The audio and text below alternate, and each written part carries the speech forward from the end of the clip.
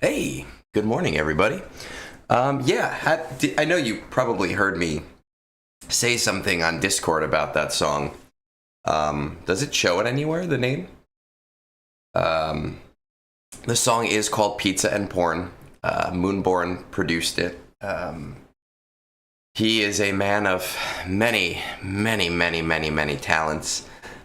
We are working on, or I say we as if I am doing anything in this. He is working on a few other beats for us to add to the intros and to the starting soons and to the outros. But those will come in time because I only pay him in love and affection and Steam games and things of that nature. It doesn't show up the intro, okay.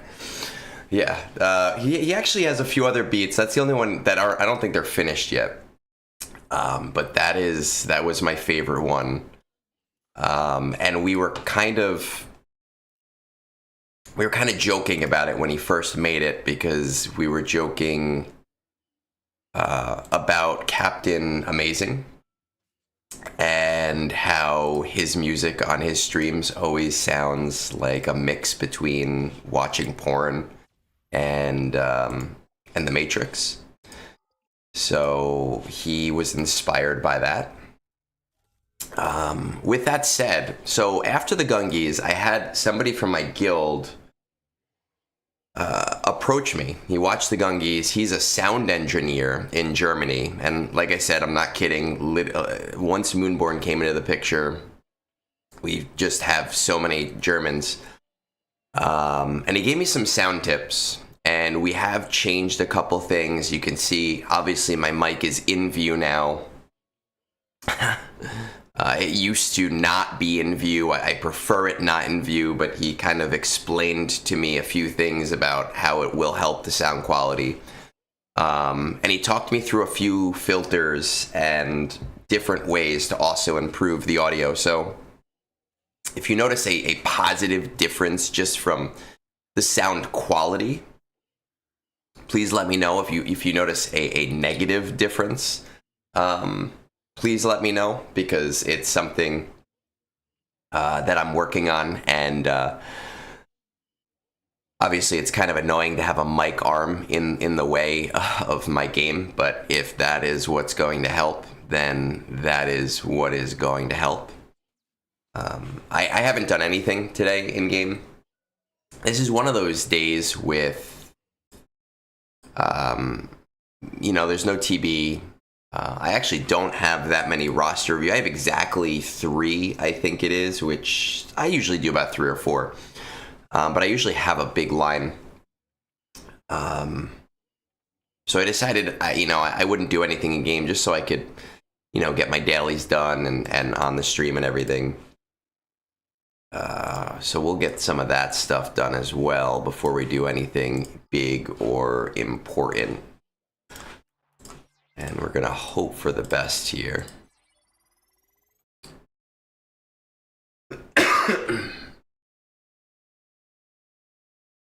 I might, Netta, I might have time. I usually do 3, maybe 4. It depends. So, even if we don't do it today, you know me. You're always welcome to throw it into the list of ones that we have available to us for the day, or for like next week.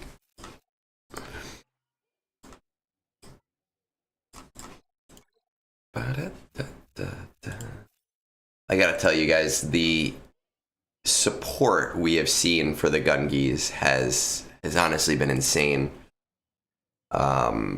We've had a few people reach out to us and just say like, hey, we loved the show so much. We do want to put some money towards the budget. So I'm excited that we will be able to buy a few things to increase the value for next year. We just have to wait. We just have to wait 11 months. But I think planning will probably start sometime, I don't know, probably around the end of the summer. We'll figure that out.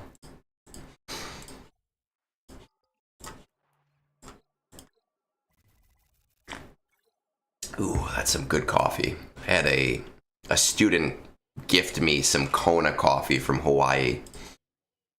And it is so good. There you go. You know where to throw it, Daniel. You know where it goes. I feel like I'm actually a little bit worried over these. Not worried. Worried is the wrong word. You know, obviously the majority of my content is on Reddit. It's read. It's read. It's text based. I am a little bit interested to see what happens in the next couple coming weeks with like roster reviews and everything, just because obviously I took a break, not from Reddit itself, but from the Star Wars Galaxy of Heroes subreddit. And, you know, I posted about it, and I didn't post it to Discord. And it still, you know, kind of took off, and I kind of followed some of the people there, and I got a lot of messages over the next couple of days from people about it, and words of encouragement and just positivity. So it was really nice to see. Meathead actually even reached out to me, and he said, you know, like a bunch of people from CG sent him the thread. So that was really cool. You know, I don't think that the place is a majorly negative place, but and there are a lot of supportive people, and there are a lot of people nowadays who are trying to do what I do and give really thoughtful advice. But sometimes just the people who are negative, but who are malicious, can be really concerning and be really grating, and it sucks. So these last couple of days not dealing with that has been nice. But to go back to my concern, I do get a lot of people filter through our Discord through my Reddit posts, and so I'm curious how roster reviews over the next like 3, 4, 5, however many weeks I decide to go, how it will affect my roster review line. I don't think I've ever done a stream where I had no roster reviews to do, so it'll be interesting. Fee, thank you for the Prime subscription. Those are always welcome. It's a great way to support the stream without having to spend any money, which is a favorite way of mine, because I know we are all in position. We're all in our own, you know, financial positions right now. And I've been a Prime subscriber for like 8 years, and I've never really been a Twitch person, and I kind of regret all of those wasted Prime subs that I never sent to people. But now I send them out to Cap every month. The CG show. You know what? When it's joking with a friend, Daniel, like that's one thing. Fat Phil was calling me a shill yesterday, and that's fine because we're friends. Like that's us joking with each other. But then there's people that take it to just an awful negative, like rude cursing and like. And I just needed to step away from that for a little while. And it's it's actually it's funny because the next day, like literally 24 hours, I was sitting at my computer and I had this amazing idea that I want to share with the community. But I can't post it right now.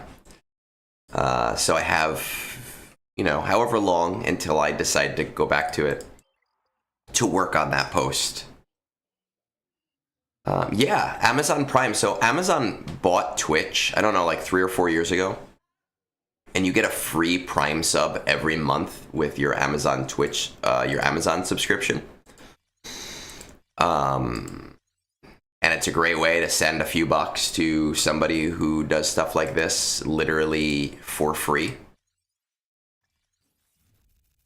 The only caveat, which kind of sucks, is because of the way phones work now and like the 30% VIG and everything, a lot of apps no longer allow you to do those things from your phone. So like when I send Cap Amazing, when I send Cap Amazing my Prime sub, I have to like log in from my desktop into Twitch to send it to him. I can't do it from my phone, which is really annoying. You Nana, I don't think it's a Star Wars Galaxy of Heroes problem so much. Oh, I didn't do this yesterday. I had this discussion, I don't know, like 2 days ago with somebody. Yeah, Josh, you'll have to do it from your web browser. You can do it from your phone, like Snorquist said, but you have to do it from your web browser. You can't do it from the app. So one of the people that reached out to me, I had a really great conversation with them, and I don't think it's so much a Star Wars Galaxy Heroes problem, because I do think when it comes to gaming subreddits and communities, that we do have a relatively supportive community. I think it's an anonymity problem on the internet. And I'm not saying that everybody should not be anonymous, but I am saying that I think people are much bolder when their face isn't behind what they're saying. And I've seen that for years. You used to see that on web forums. You used to see that even on Facebook when people would make like fake Facebook profiles. It's just when people aren't putting themselves behind the things they say, they feel that they can be bolder. And I think, especially with gaming subreddits, there are a lot of people who, are my age and older, and they've probably been bullied at some point in their life, and being anonymous and being hateful allows them to take a little bit of extra power that they maybe didn't always feel like that. So again, I don't really think it's a Star Wars Galaxy Heroes problem, so much as it's, oh man, we're getting really existential, which is fine because there's not a lot of stuff going on in game. You go to like Shaka, right? Shaka, who plays his music and his videos, and he's a lot of fun to watch. And I like to go in there and piss him off because that's our thing for 2025. You come here for philosophy, Sunday morning philosophy class. But whenever I go to like New York City with my wife and we get a couple drinks and then we're walking, I love walking through the city.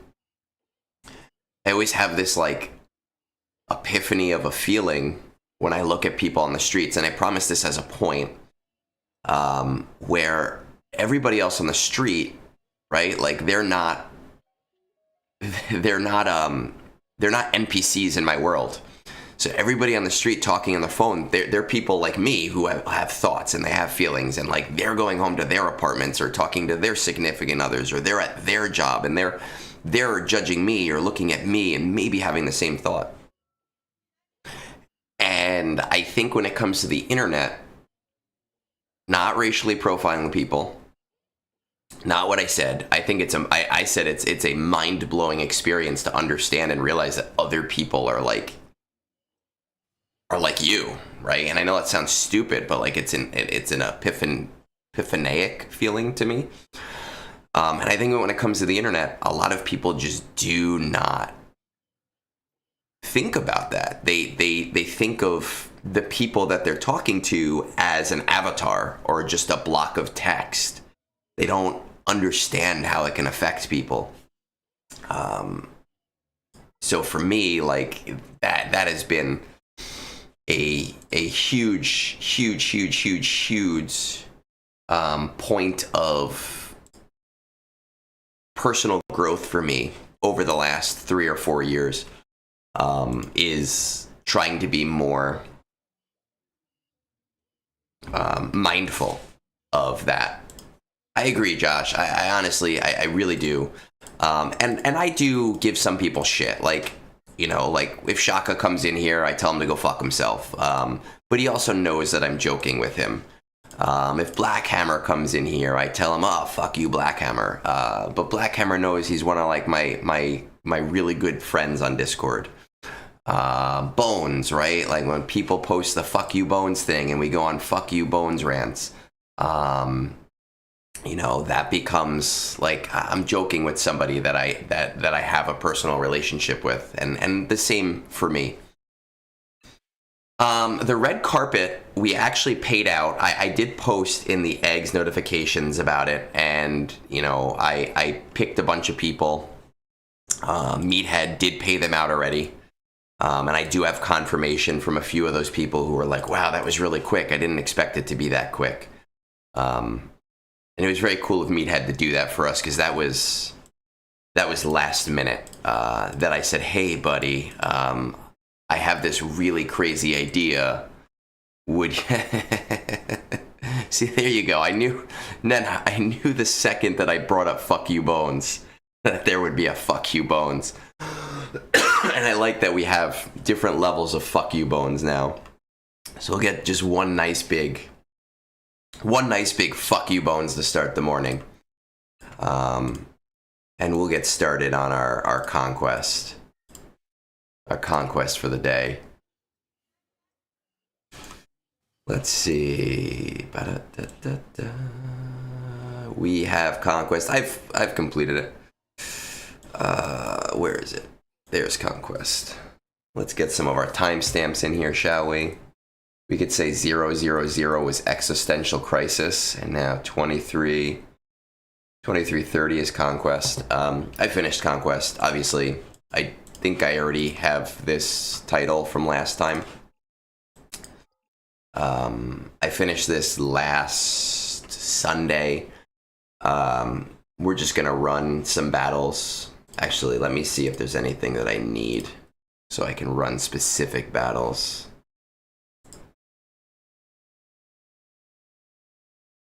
I don't think I sometimes hum the McDonald's jingle, but I don't think I did this time.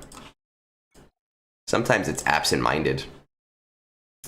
Is there anything else I want to go for? I don't have Range Trooper at Relics. Tusken. Death Trooper's not a... So I have all the major ones. I don't really need anything specific.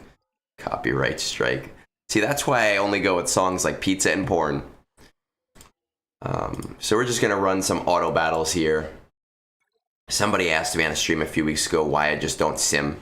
I do sim every other day of the week.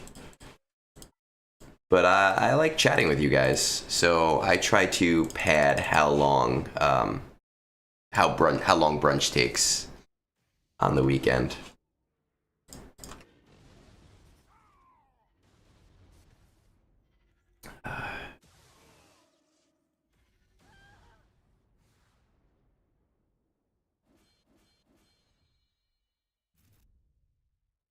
There we go.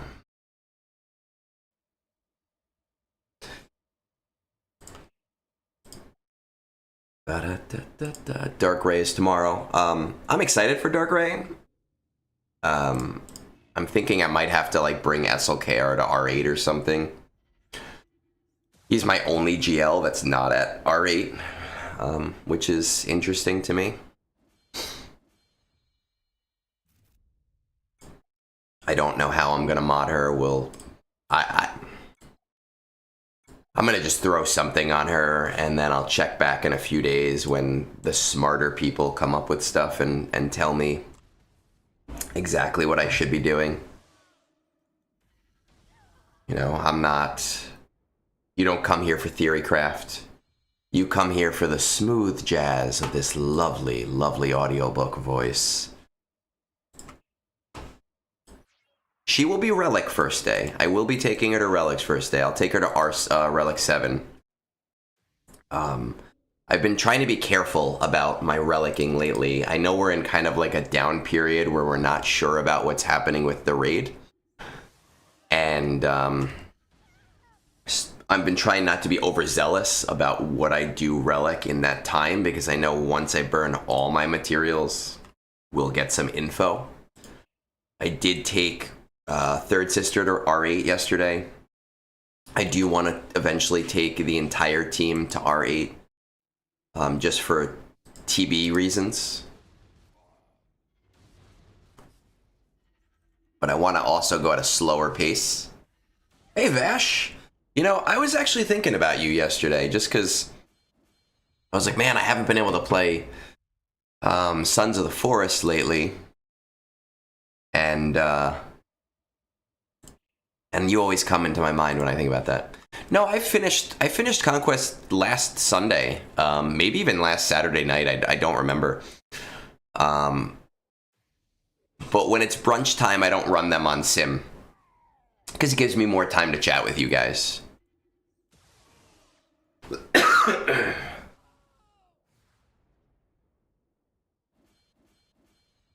I did play a little bit of Sons of the Forest last week. I didn't go on Twitch, though, because I didn't know how long I'd have to play. And they have houseboats now, so I built a houseboat. So that was exciting. Explored a few big scary caves, but I didn't get anything interesting.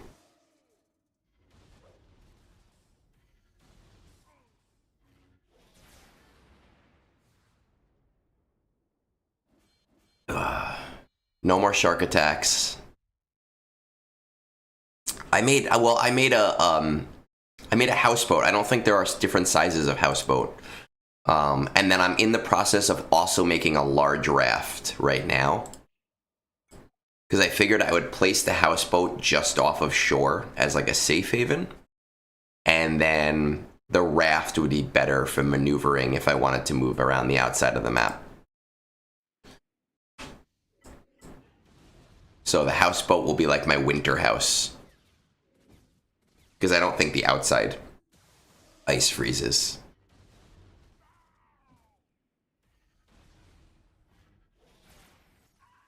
If I remember correctly.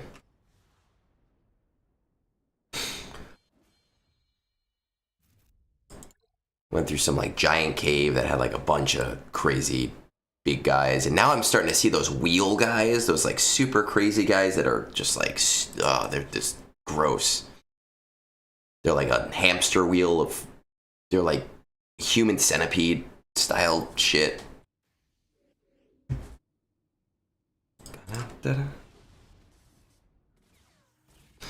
Fetch a pail of water, so they say. Here I go, humming Broadway now. Da-da-da-da, it's inevitable. Yeah, so I'm gonna have that. I'm gonna leave that offshore. And I've built like some like shelves in there and everything, and then I'll maneuver with a raft just for fun, because games like that I don't like just rushing to the end. I like the idea of slow playing it. They are kind of like Cat Dog. That's true. Speaking of old Nickelodeon stuff, I don't know about you guys. My wife and I, like, you probably have different levels of TV that you watch. You have like your serious show, you have your like funny show. Our kind of like lay down and just veg out show at the end of the night is we've been going through old Nickelodeon live action shows.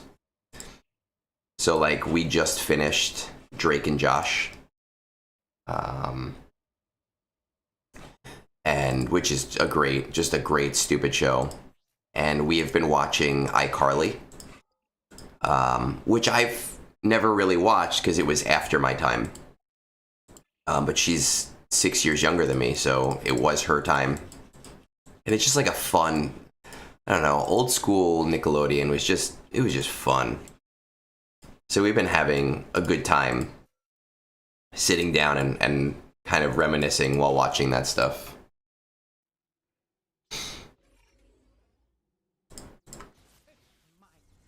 What have we been? We've been watching Squid Games on Netflix. We have one more episode in season 2, and it's been cool because Korean is a really hard language, and I've been learning it for about a year now, and I'm not good at it at all. But it's been cool listening to Squid Games and being able to pick up some words and be like, oh, I know what he just said there. Man, UB, I love Broadway. I can't say it too loud because I don't know if my wife is awake, but I just bought her tickets for Valentine's Day to see Six in 2 weeks. And the tickets were a little expensive, but I got like really nice seats, so I'm really excited to give that to her. I prefer, I don't like material gifts so much. I prefer when I can give her something, like an experience that we can go and do something together.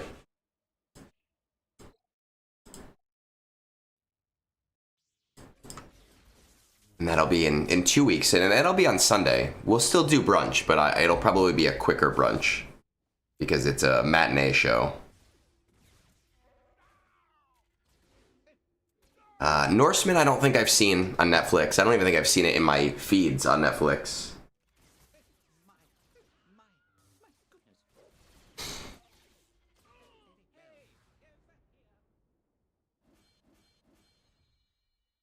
Oh, man. Jack and Jill. You put the thing in the thing. You put the screw. Oh, that's the next show we have to watch. I put the screw in the tuna. Anyone know that one? I put the screw in the tuna. That'll be the next one once we're done with iCarly.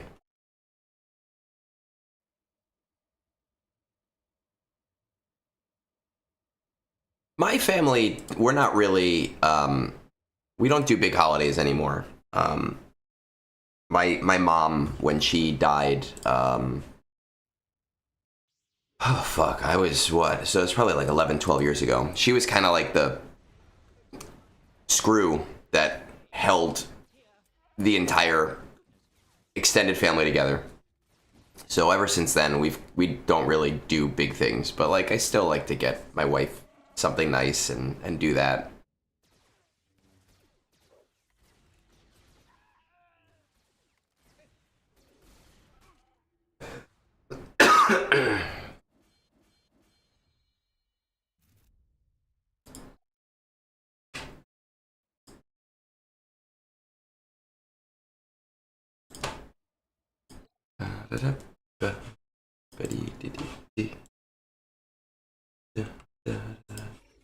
Nobody's gonna yell out Keenan and Kel? Okay, that's fine. I see how it is.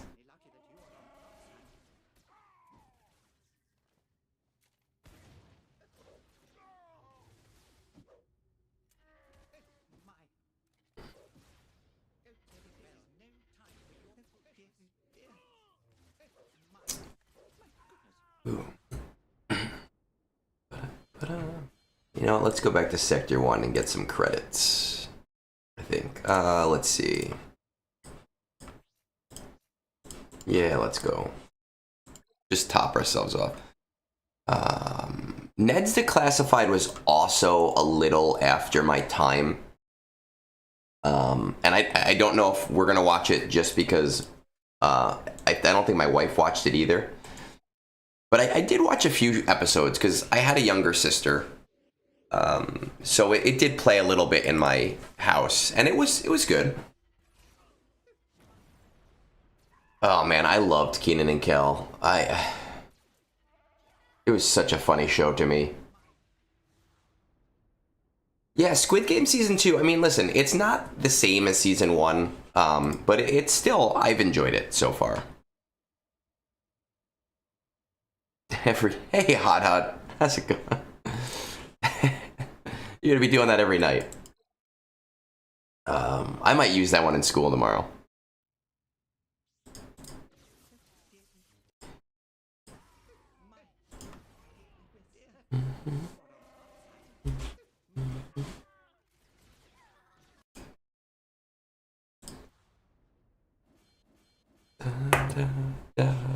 Story. Innocent victims of their story. I'm gonna tell you, Hot, I saw your your oh fuck, I have Alzheimer's. I have early onset dementia. I saw your DM. I got a lot of DMs over the last couple days, as you can probably imagine. I have not answered everybody yet. Because I got a lot of them. When between my break on Reddit right now and between the message that I posted on Discord, and they were not both planned. The message on Discord was planned. The break on Reddit was impromptu. I have had so many DMs that I have not even gotten through half of them yet.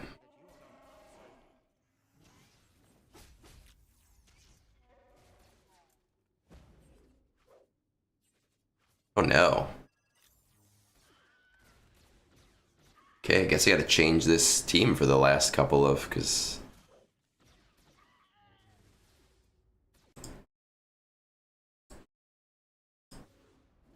the last couple of these battles.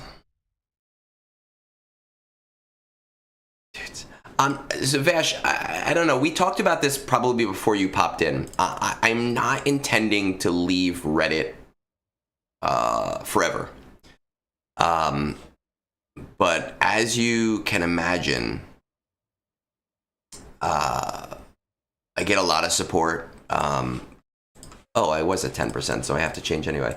I do get a lot of support, but, you know, I also get a lot of, oh, this guy doesn't know what he's talking about. He's a piece of shit. Fuck Egnards. He sits at his computer all day. He has no fucking life, and he's a CG shill, and, like, he's a dumbass, and everybody should hate him. And it just gets so grating sometimes. That I just needed to step away for a little bit. And, you know, I had a really good discussion with Meathead about this, because he reached out to me, and I said, you know, man, like, I'm sure you get a lot of the same shit, but more than I do. And we had a really nice discussion about not engaging with that type of negativity. And that's what I'm really hoping to get out of this break, is to step outside of myself for a little while, so that when I do come back in, I can hopefully just choose to not engage with that type of negativity anymore. So that's my major goal. Let's see. Let's do some mod refreshes. I am running low on good mods.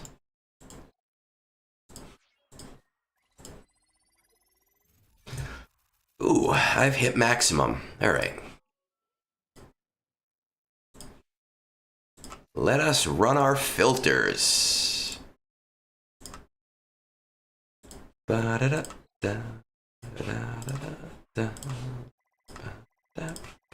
Everybody likes watching mods, right?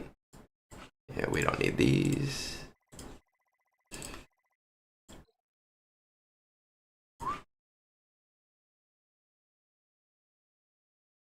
That's the goal, Josh, is to get to a point, like, just to reset my brain. Like, right now, I feel like sometimes I'm in attack mode, and I really try hard not to. But to reset my brain to not interact with that. Yeah, you know, and another Egnards L doesn't really, like, that's more funny to me, like, when I post an opinion that has nothing to do with the game. There was one where I was just like, man, I love the Executor cutscene, but it's so long that after you've seen it 300 times, you just sometimes don't even do alt because you just don't want to watch it again. And it got downvoted, which I don't care about. I don't care if I get downvoted. That's fine to me. And someone's like, oh, another Egnards L. And to me, I'm like, I don't understand why it's so negative over me not wanting to watch the cutscene for the 500th time. The hardest part actually has been that when I do log into Reddit, one speed rolls. When I do log into Reddit, I still see it in my feed, and then I go to comment, and I go, wait, no, don't comment. Low speed. Oh, wait, we gotta go do it here. Low speed cell. Yeah, let's do that. Oh, we brought ourselves down 100 mods. Nice. Look at that. Love these new mod filters we're doing. Let's see. Did I get anything good, though? Let's go to level 112, because that's everything. Speed. Anything, like, really... Oh, these are new. So let's reveal these just for the hell of it. Both shit.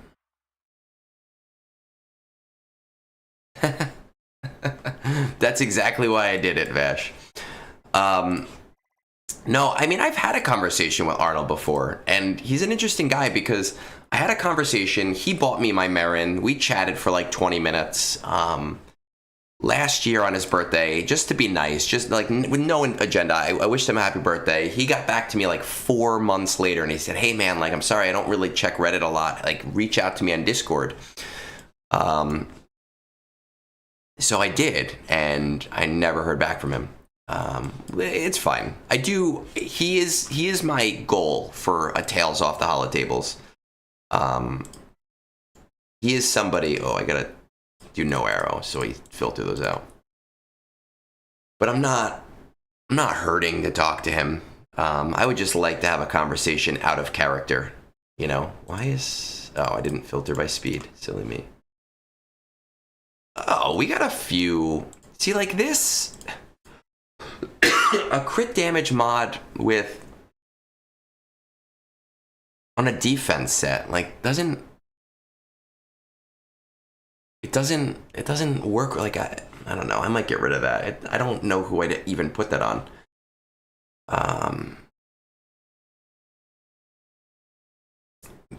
I did, Baroness. I put out a Google form for people who are interested in doing a player-oriented Tales. And I got some response to it. And if anyone's interested here, I will drop that there. I just, again, one of my big things, and the irony of people who say I'm always online, is that I really try not to let streaming interfere with my home life, which is why I do brunch, right? Because my wife likes to sleep on the weekends. Ooh, all right. Let's see if we can find a home for that.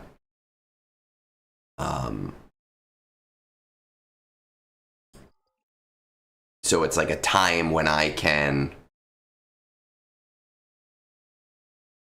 you know, yeah, give me a second, Hada. Let me find it. It's a time where I can do this while, you know, it doesn't interfere with anything. Where is it? Where is it? And that is important to me. And that's why I don't do a lot of like GAC streaming, is because you know, that would be during a time when she would be awake, and I only do that if she's having a bad day and just wants to go to sleep when I get home. Where is it? Watch this right here. Man, I make a lot of announcements, don't I? I guess I could probably just go into... Let me go into it, and I can find it here. Tales Off the Holotable. No, Tales. Quest sheets. Copy responder link. All right, so Hot, if you fill that out, what's my mod score? My mod score is probably not that great because So I released a video recently, Josh, about my mod filters, which you got to see in action here. And I kind of stipulated to people, you know, that these filters are not for Gauntlet players, because Gauntlet players are going to go to a very specific higher end than I do. And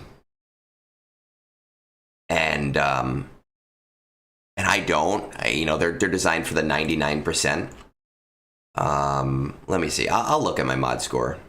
What is it? How do I do mod score? It's mod score. I can just type in mod score, right? That's gonna... My mod score is... I don't know. Give me like 18 different mod scores. My Omega mod score is 8.73. I'll show it to you. That's my mod score, and it's gonna probably boot me out of the game, right? And I'll have to get back into the game, but that's fine. Or maybe not, because it reads from .gg.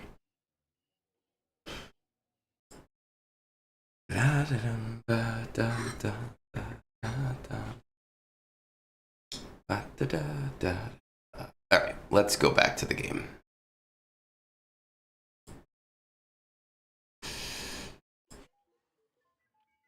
Hey, Simon. Thank you. I appreciate that. It's morning for me, so like it's a nice morning. We're going to the movies later. I enjoy it. That's like my happy time, is going to the movies.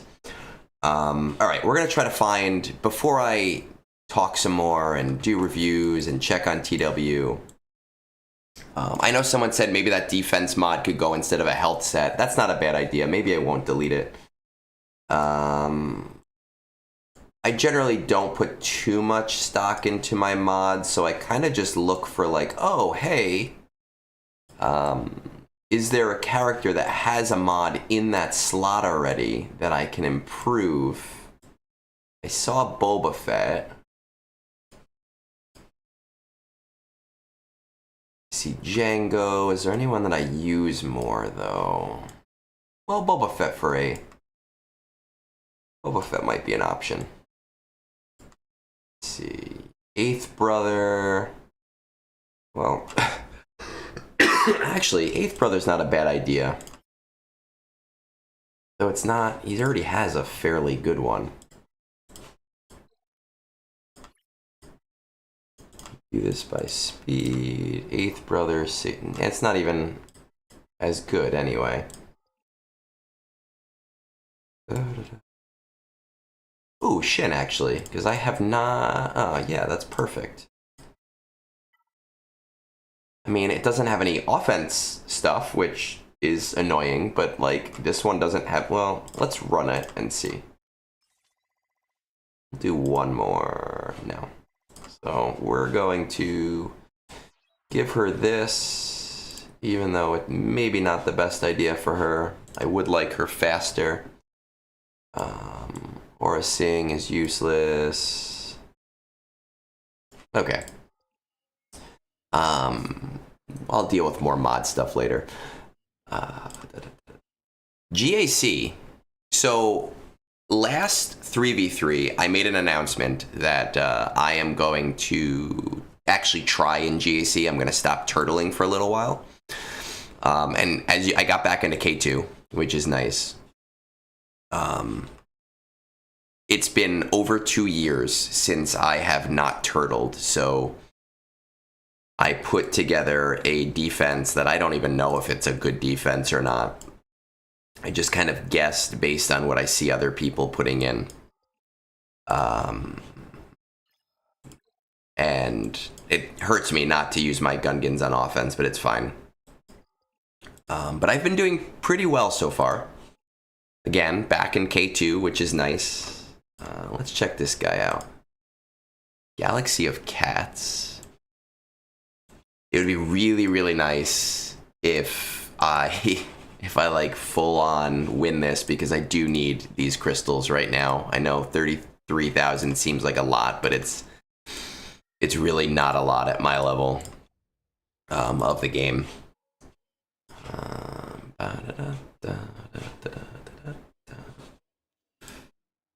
Did I do everything here? I did. Yes, yes, yes. All right, let's check out TW. Let's see if I have to care about it.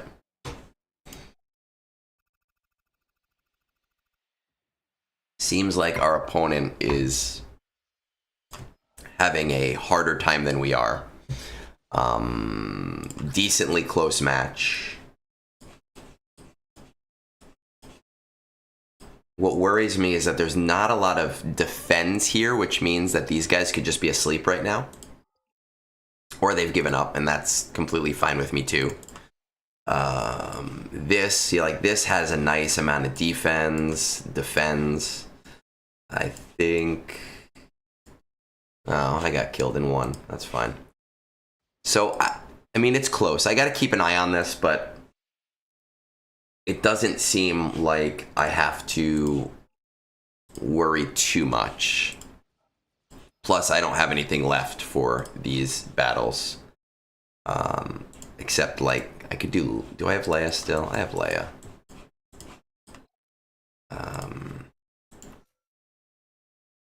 Let's do this, and we need that, and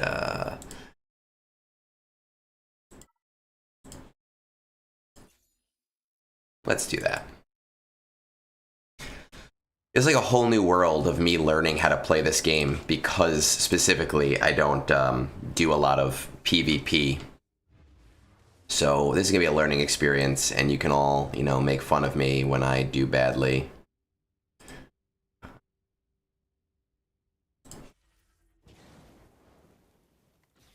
That's okay. Even if I get like 1 kill on this team, that would be nice.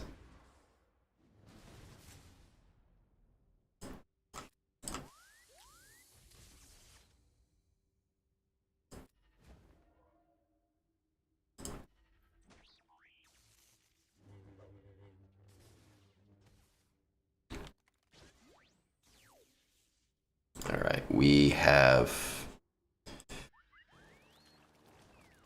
gotten past the semi-revive, which is good.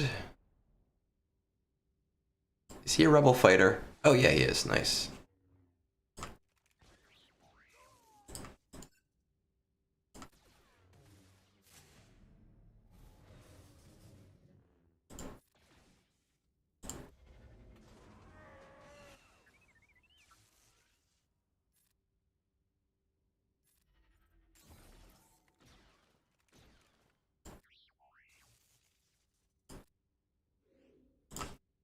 Can I auto at this point? I feel like once I get cat down, there we go. I feel like I can auto at this point.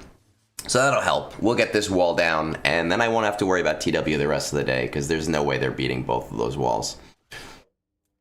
Again, speaking from the beginning, we're about an hour in.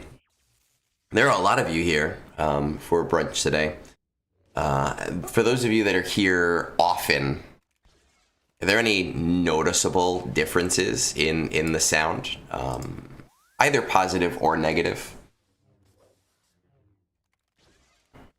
You know, like background sounds, even just the crispness of the audio. So that I know if I need to continue tweaking things.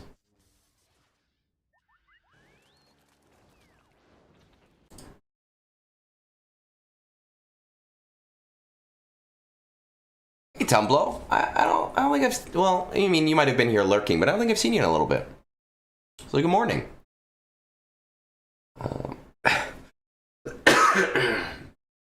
Yeah, well, I mean, obviously I'm going to be louder because I'm closer. But we kind of tweaked some things a little bit to hopefully not get into terrible.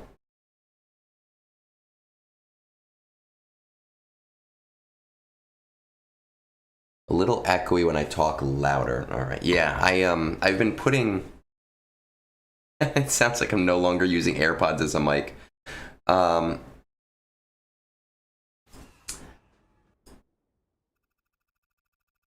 Yeah, you know, the one thing is the game sound does not come through if I'm also on another tab, and I try really hard not to jump out of the game tab.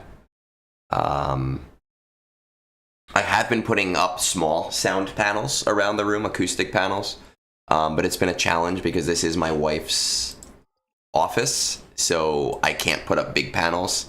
It has to be things that she deems to be cute. And so she found these smaller ones. I have 24 of them set up around the room, but they're obviously not big. So, you know, when it comes to echo, we've been trying. I might get some more for the ceiling to hopefully help with the echo a little bit. Yes, they have to be aesthetically pleasing to her.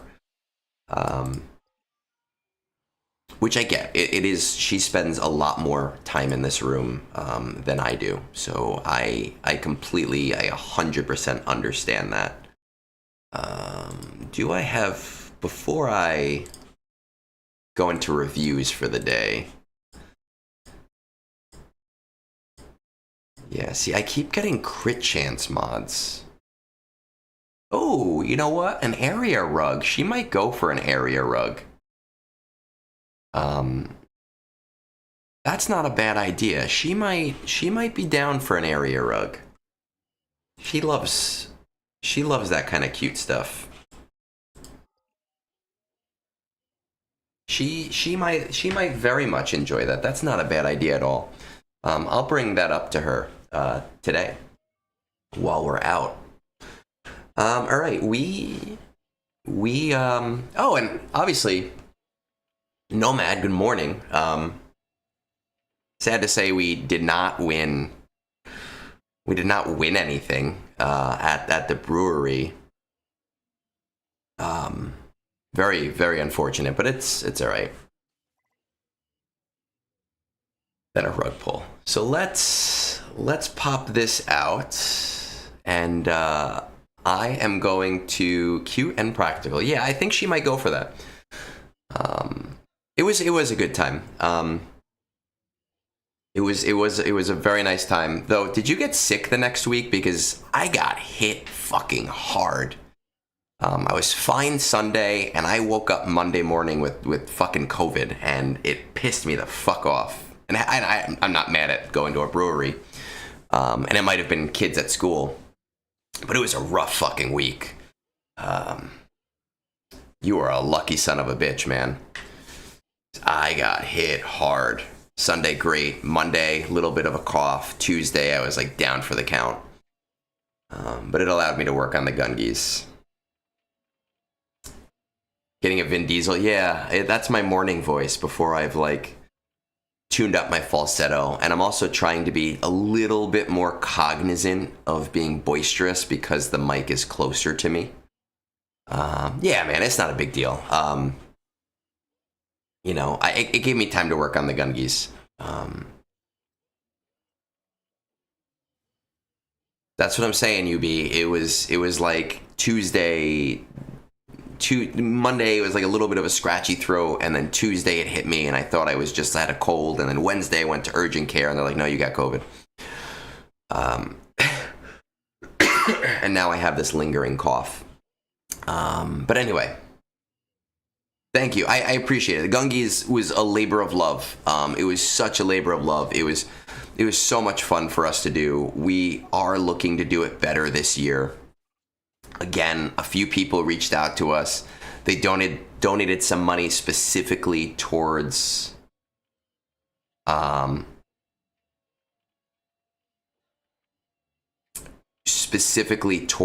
budget for next year. So I'm super excited. There are a few things that I want to buy to help make it more of a success for next year. Well, Nomad, what we did, the sound engineer, Def, set up some filters for my mic. And what that's supposed to do is help the mic not pick up on those sounds when I'm not specifically talking. So I'm hoping that when I'm not specifically like chatting, that should help get rid of some of the hum. Gungies next year, we're going to start earlier. We're going to start earlier collecting data because I would like to get more content creators involved. I'd like to get more smaller creators involved. My main focus, I heard some really, oh, I get what you're saying. I heard some really great feedback from people saying, hey, there's a bunch of creators that I saw ads for that that I've now subscribed to. Thank you. And that was part of the goal. So that was a lot of fun. We did do a Gungies feedback form as well, because I really wanted honest feedback so that we can improve it for next year. And one piece of feedback that I found very funny was somebody said, the host was really drunk and I wish that he wasn't so drunk. And the funny part of that was that I had a beer and a half throughout the entire time. I was not drunk at all. So that was hilarious to me, but I will, take that as a note. Daniel, when it comes to the green screen, I've gone back and forth. C Squared sent me a green screen on Amazon that was like $40 or $50. Oh, fuck. Thank you, M3. I did not do the thing. I've gone back and forth as a on the green screen. On the one hand, I think the idea of doing it from the Senate, or somebody in our Gungies committee chat posted like a from Otagunga scene that I would use. And I think it's a hilarious idea. But on the other hand, even though there's nothing like amazing behind me, like it's a computer, it's nothing great, I think part of my charm, at least as a creator, is the lo-fi, not overly produced, not tons of things going on portion of it. So I have like a year to decide on whether we're going to do a green screen for my personal thing. Bit Dynasty did kill it, and Bit Dynasty is amazing. I've talked to him post Gungies. He's like, yeah, like I want to do more. He gave me some great ideas for next year of stuff he's willing to do to help make it a more cohesive show. So I'm really, really super excited about that. I am going to step away for a minute, 2 minutes, because we are stepping away from game stuff into roster reviews, and I would just want to fill this up with some water. His was amazing. Like, no doubt, he won the Gungies in terms of like production. But I will be back in a minute, 2 minutes.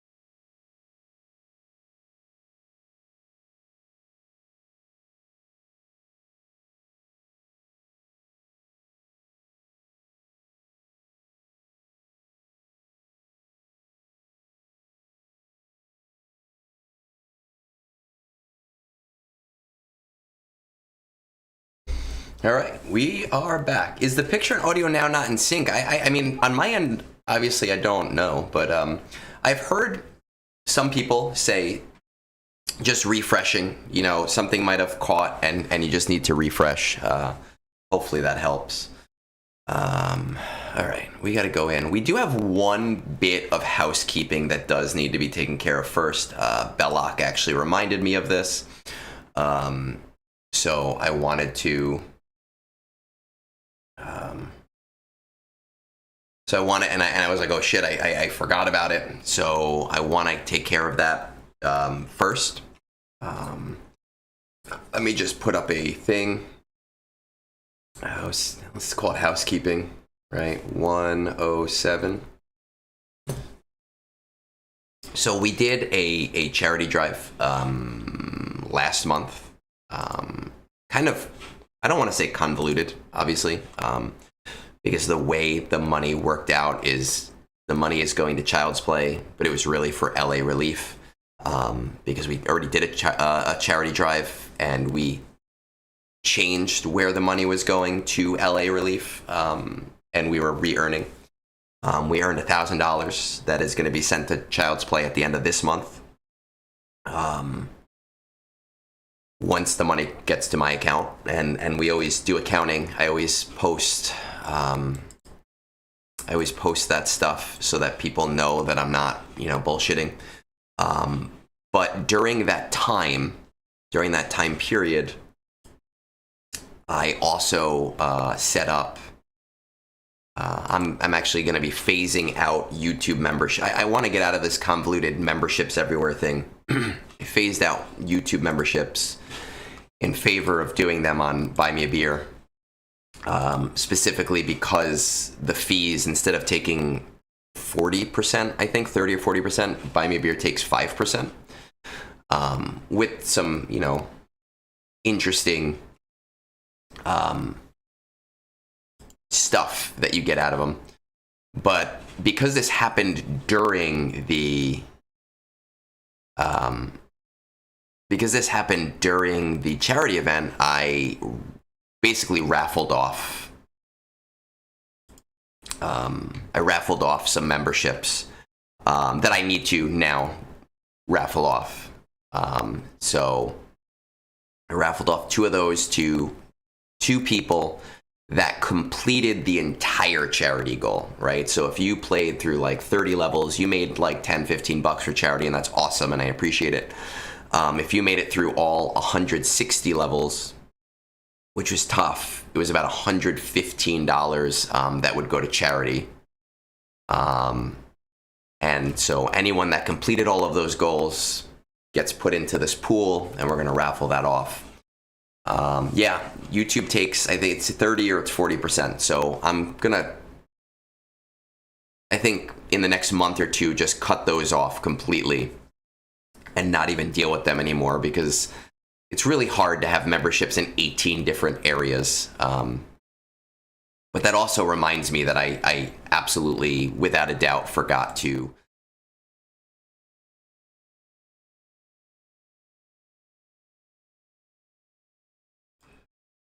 do that in the beginning, and I feel bad, so I want to do that. So let's do some housekeeping. I already set these guys up into a wheel, and I'll have to take notes because I will forget, so that I can do this after the stream.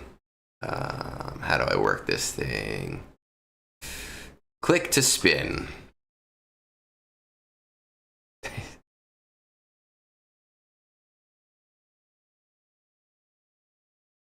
Just give me that income instead. All right, so that's 1, and we'll remove his name, right? Havorius, who I chat with every so often. And, oh, gross. Not C squared. We hate him. I don't use a wheel often, but for this, I thought it would be a good idea for it to be completely as random as we possibly could make it.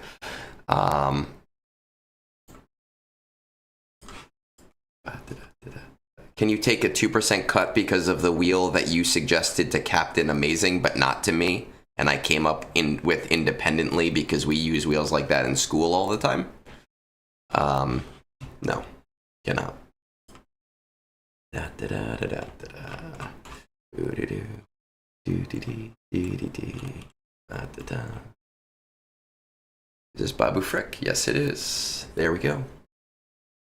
Ooh. Oh, I didn't write these people's names down. BabaFrik, which is a Star Wars name, right? And then who else for today? OCX and Nick. At least we're gonna try to get at least those ones done. Oh, got a bunch. Didn't I do one for Alex recently? I thought I did. Maybe not.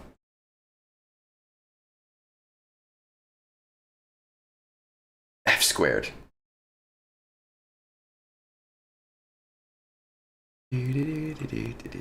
All right, let's get this going. What is our timestamp? Is 1:12. Let's just say 1:30, 1:13, and stall for a few seconds, for 30 seconds until we do it. Okay. You know, you probably just talk a lot on Discord. I recognize names on Discord a lot. I figured that you were. So we're gonna just stall for 15 more seconds so that I don't have to change my timestamp. And then we'll get into this one. Pythagorean theorem. All right, 1:13 ally code, where I already have it. It's on .gg already. Fleet arenas, Leviathans, Executors, Profundities, CT1. So we're not all cut up here. Finishing SLKR, I need to take EP Crew and OG Kylo from 5 to 7, then take Kylo Shuttle from 5 to 6 to get the finalizer blueprints, and then General's Command, which is not as bad as it used to be, since it's a daily event and not a bi-monthly event anymore. Working on a final GL raid team. Ray at Relic 6 right now. Ben Solo at 210 shards. Hoarding crystals to do 2 refreshes and Proving Grounds. We'll have him after 2 more PGs.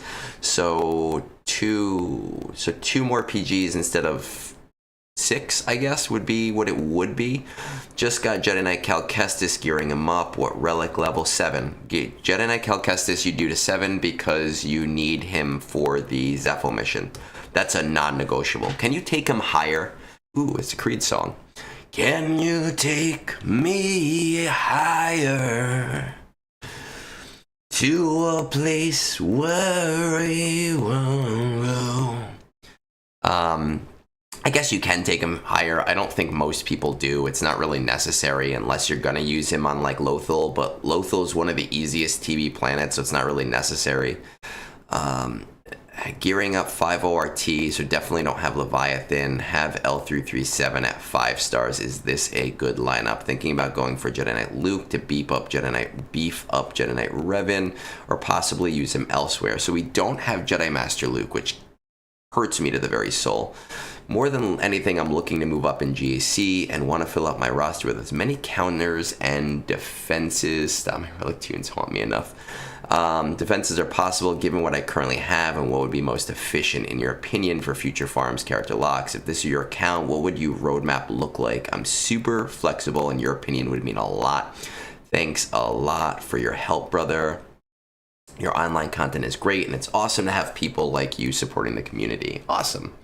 And I'll buy you a few beers when I get my next paycheck. I'm holding you to that, man.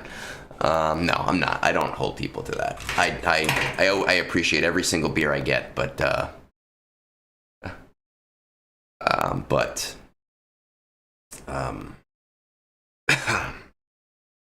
do this out of love.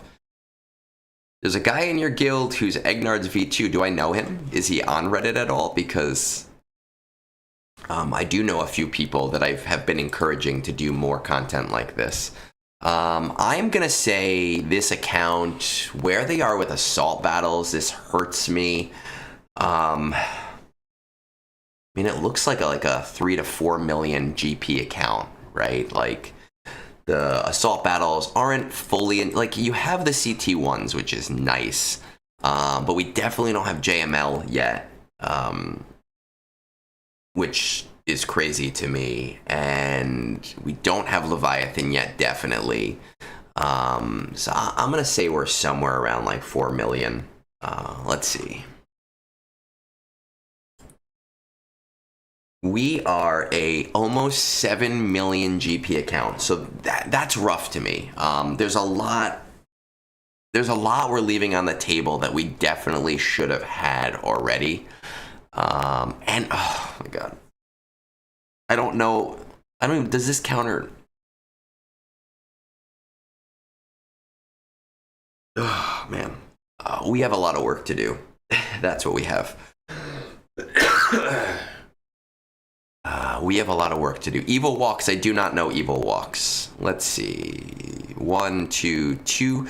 So 2 GLs at almost 7 million is kind of like a tough sell to me.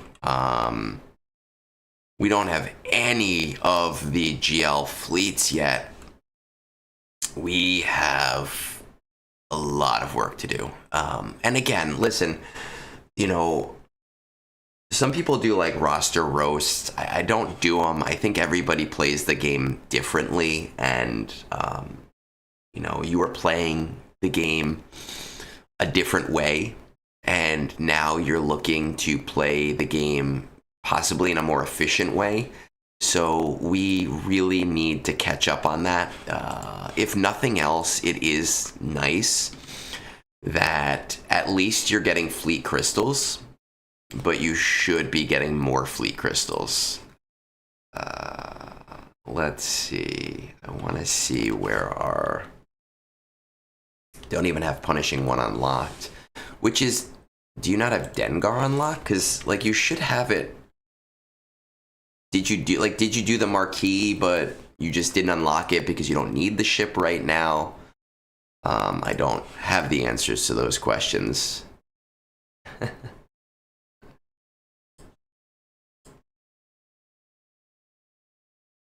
This is, that's, all right, let's see. Where are we at?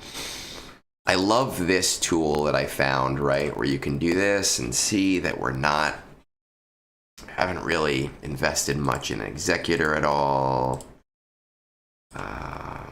Profundity at all. We have Malgus.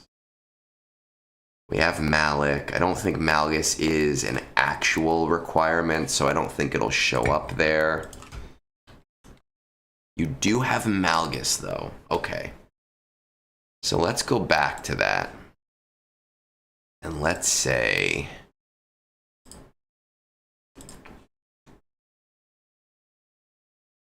Okay. Let's see what these Sith ships look like.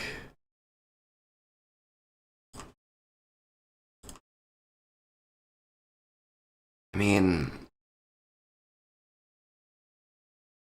yeah, not so great, but we don't have Fury class either, and I don't know how far we are from Fury class.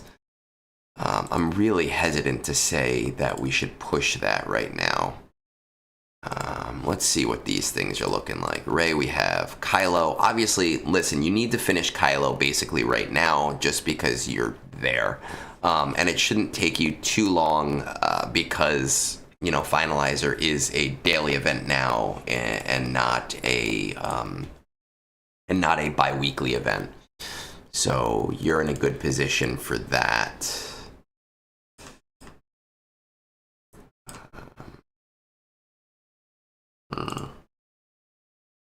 We have a lot of work. Inquisitor, Jabba. Oh, no work on Jabba. Oof, man. Afra, we don't care about. Leia, Bo-Katan, Jar Jar. We don't really care about these guys. Okay, we don't have Fury class unlocked yet. Let's see what you did here so far with Jedi Knight Cal. Okay, so he's at 3. I would definitely I don't know, let's see. 6. What kind of guild are we in? 408 million units. Let's check out what's going on here. So your guild is probably getting to a point where they're pushing Zepho. I really would prioritize putting R7 on Jedi Knight Cal and putting R7 on Seer, just because you're going to need both of them to help your guild, and you're in a position where you have a lot of personal work to do on your account, and you need to keep your guild happy. So finish SLKR first, and then get to a point where you are able to do the Zepho mission, so that you can help your guild in that way. Let's just check out our... Definitely anytime this Rebel Officer Leia bounty event comes around, I would 100% be putting your shards towards Rebel Officer Leia, just so you do not have to use Get 2 towards her, which is going to be really important for you. But I, again, am not going to lie to you. You have a lot of back end work that needs to be done on your account in order to get to a position where you're going to be in a good position. I will be honest, I don't think your best bet right now is worrying too much about having the most amazing Rey team. I get, like, she's going to be a really great tool for you, and Ben really puts that team into the forefront. But if we're talking about 2 months to 2x refresh, so we're talking about 2 months versus 6 months. If this were my account, I would ignore refreshing Ben. And I know that that sounds divisive, because Ben is the vehicle that turns Rey from like a pretty good GL to an amazing team. But you have so much other back end work that needs to get done that I would really almost rather you put those, 8,800 crystals towards speeding up other things. Which I think will benefit you so much more than just having a strong Rey team. Hands down, without a shadow of a doubt. Now, I don't know where you are on Fury class. I don't know how far away that is for you. What we can kind of get an idea of is, I know you have Malgus, that was an easier one. So you don't have Queen Amidala. We don't have Moff Gideon. Do we have Bane? We don't have Bane. So I'm imagining you're honestly probably fairly far away from Fury class. So even though here it looks like you're kind of similarly positioned between all of these ships, you're pretty far from that Leviathan. You need to focus on your JML. You need to focus on a capital ship that can get you into the top 20. You need to focus on your Jabba. Those are the things that are going to really help push you in GAC. Jabba is going to help with your modding. He's going to help you with Rebel Roundup and bring that to CT3. Jedi Master Luke is going to help you with Military Might to CT3. He's going to help you with Ground War to CT3. They're all going to be very solid teams in GAC for you. So you're going to build out your back end while you're also building out your foreground at the same time. Rey is only going to give you, hey, I have this great defensive team now, and nothing else.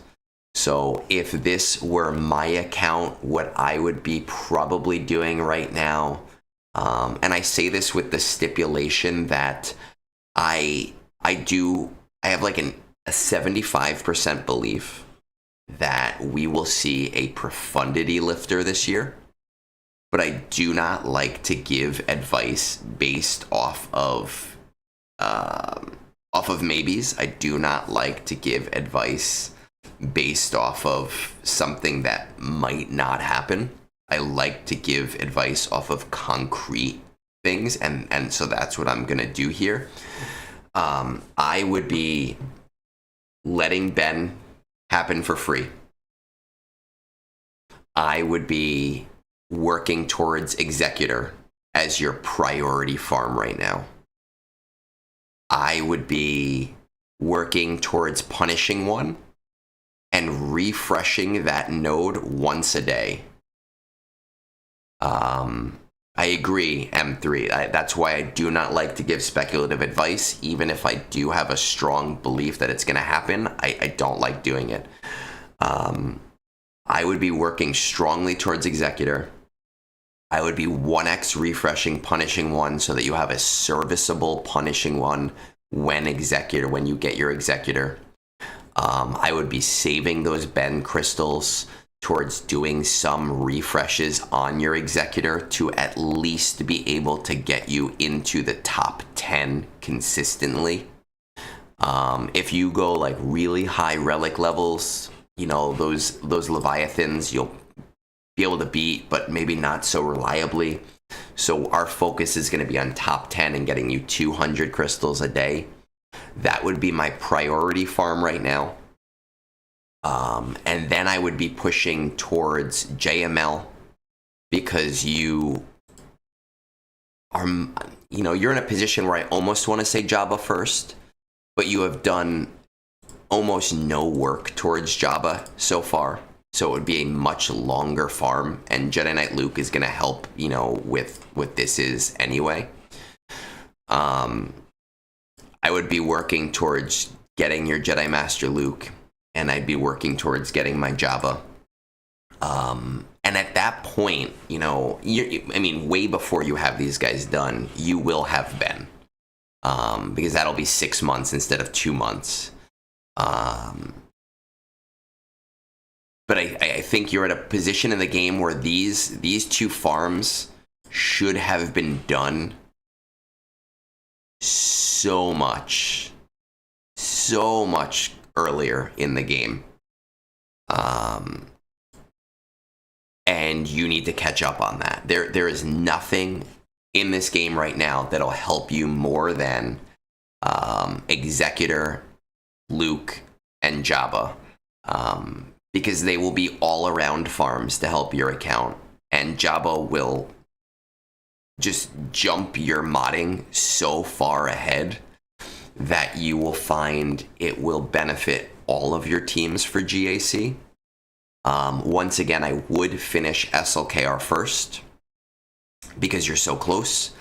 And I would bring Jedi Knight Cal Kestis and Seer to R7 so that you can be a guild asset when you don't have the strongest account right now. I would, when you get your Executor, immediately bring it to 5 stars and see how far you can get with 5 stars before you take it to 7 stars. We're honestly talking, depending on how you use your crystals, 6 to like 9 months down the road.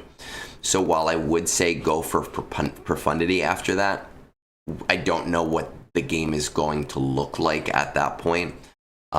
So I don't want to make, I don't want to send you too far in advance. One thing to keep in mind though is, you know, when you're working on Executor, you know, basically other than Piet, you don't have a lot of shard farming to do. And a lot of this is going to be core gear and not a lot of Chirotech, right? Other than, you know, Piet will be some Chirotech, and then obviously Chirotech for these guys, G12 finisher. But while you're working on that, you can also be working on Jedi Master Luke, right? And you can do 5 battles a day on Mon Mothma. I see that you did get Jedi Knight Luke in the week since you've posted this. But this is... Isn't... I thought what the fuck?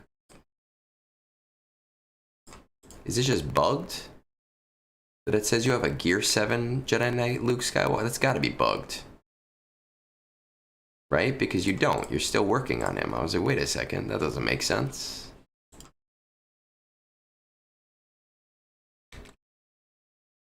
Yeah, I guess it's just bugged in the thing. But you can be working on, you know, getting towards Jedi Master Luke while you're working on your Executor. And then the same thing as you're starting to move into Jabba, as you start to get to the second half of your JML farm, you can be working on, you know, the Jabba farm. Like Bosch and like Skiff and like Kursantan and Fennec. My advice with Kursantan is he is a Cantina farm. I think it's a 16 energy Cantina farm.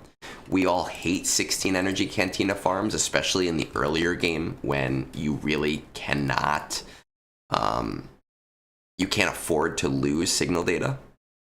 So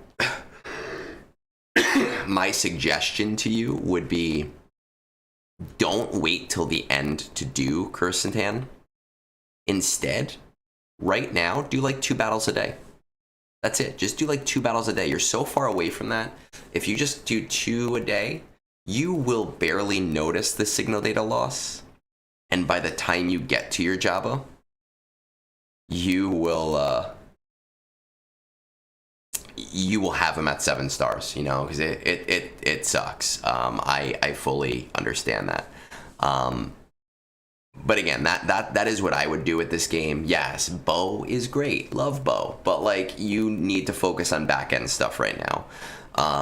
Sortie and L337 for an amazing raid team. You need to focus on other shit right now.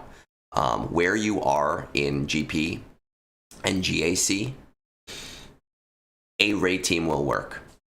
And when you get Ben in 5 to 6 months, if you listen to me and don't, like, speed up the Proving Grounds, it will work, like, even better for you. But, like, you don't need a Kyber 1 raid team where you are in the game, because the people who are not going to have trouble with your raid team are the people that are going to beat you anyway, because they're 10 to 11 million and stepped away from the game for a little while and are now coming back to the game, and they already have an advantage over you.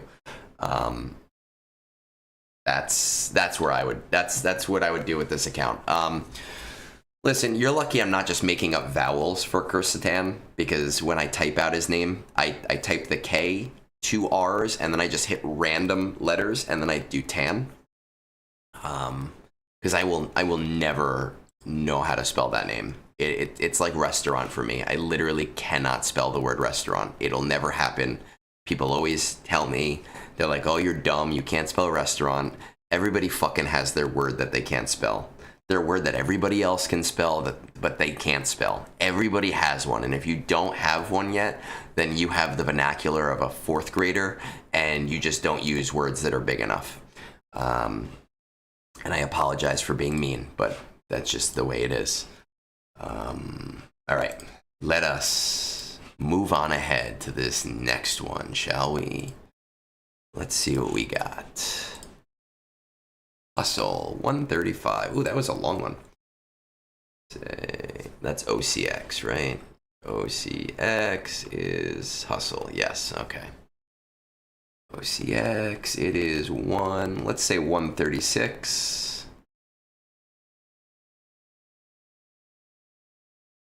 Courier, literally the same. I spell restaurant and my autocorrect is like, were you trying at all to use words? Because I don't even know. And I'm like, I don't know, man. Like, it's a word that I will never get. And people have taught me tricks. They're like, it's rest and then hour and then ant. And I'm like, I'll never get it. So stop trying. All right. So we got OCX. Fleet Arena consists of 6 executors, the resting negotiators. We do have a Discord chat, so awesome. CT2s on most of them, but we're missing Ground War. That means no JML. We're missing the newer stuff. We have CT1 on Secrets and Shadows. I'm feeling we probably have some Lightspeed bundles on this account. No shame or shade or Cognizant. I'll never be able to fucking spell either. Deficiency. I think I get Deficiency most of the time. But all right, what are you currently saving up crystals to 7-star Executor in February or March, only doing 3x regular energy refreshes for shard and Cairo farming shards for XB and P1. Geodes are almost done, only need Sunfac to G12. We'll be taking Mara Jade to 7 G11, where she will be staying for a while due to needing 2 Kairos. After these 2, I'm going all in on CLS till the whole team is relict, except Chupio, who will stay at G12 for a while, then moving on to Jedi Knight Luke and Jabba.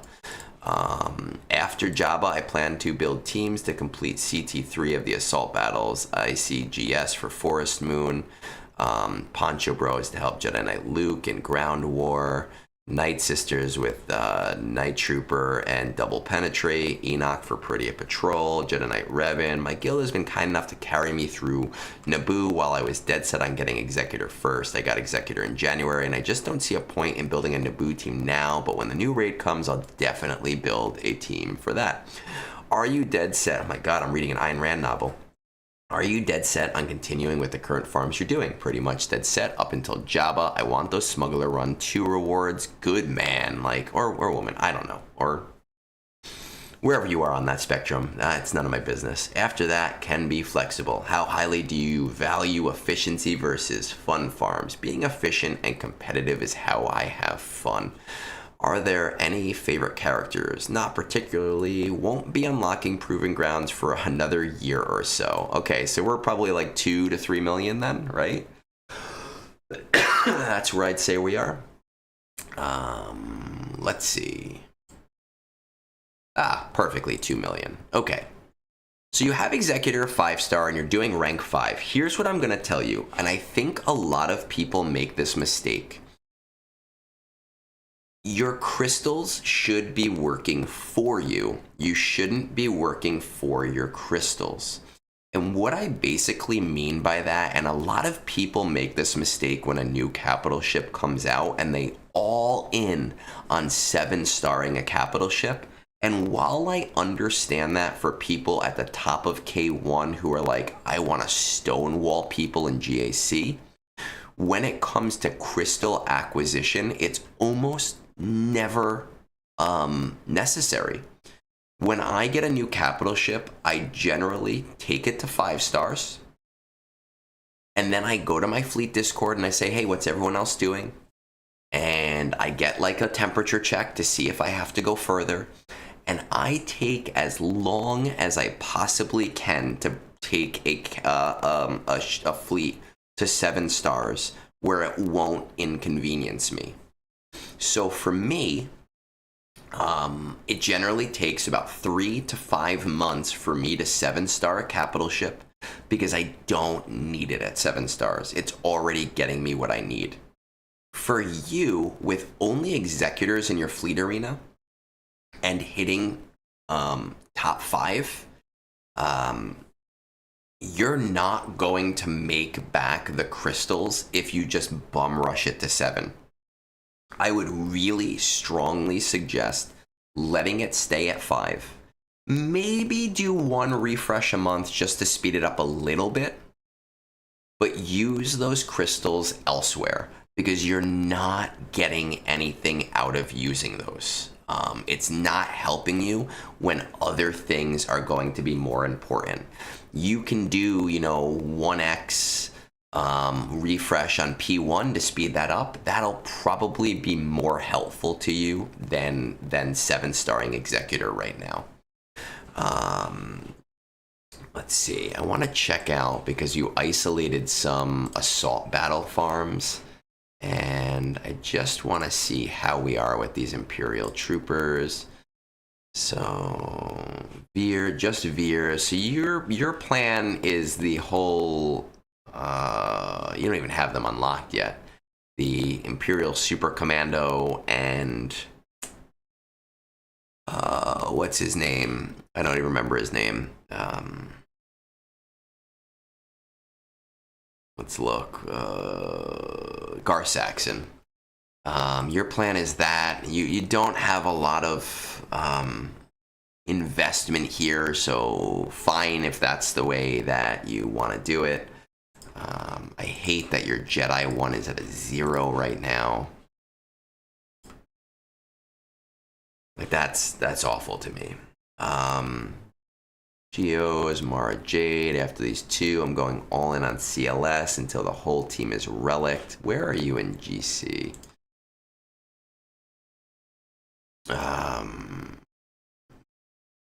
Carbonite 2. Okay. I think, honestly, the same thing with a CLS team for you right now. I love CLS. CLS is a great team. Mine's obviously fully relict. But it seems like you like the idea of things, and you're not putting in the thought process to say, hey, is this actively helping me? And I think if you over prioritize CLS early, it's going to slow down your progress in other areas. If you were to get a full G12 CLS team, obviously other than like CLS, who you need at R3 for Jedi Knight Luke, you will almost definitely find that the team where you are in the game, if you mod them correctly, will do exactly what you need them to do. And that'll bring you to CT2 on Military Might. If you have amazing mods, maybe CT3, but there will be some RNG with them being squishy. But really, CT1 is the important thing, right? Getting CT1 in new assault battles is more important than getting CT2 and CT3 in other assault battles. So I would really like to see ground war kind of be brought up a little bit. So let's see. You know, there's no reason. Keep these guys at G12 for now, just for now. The CLS. Then moving on to Jedi Knight Luke and Jabba. I want to check out your Peridia Patrol and where your Naboo boys are. These guys are at 4-star. What about our Peridia Patrol?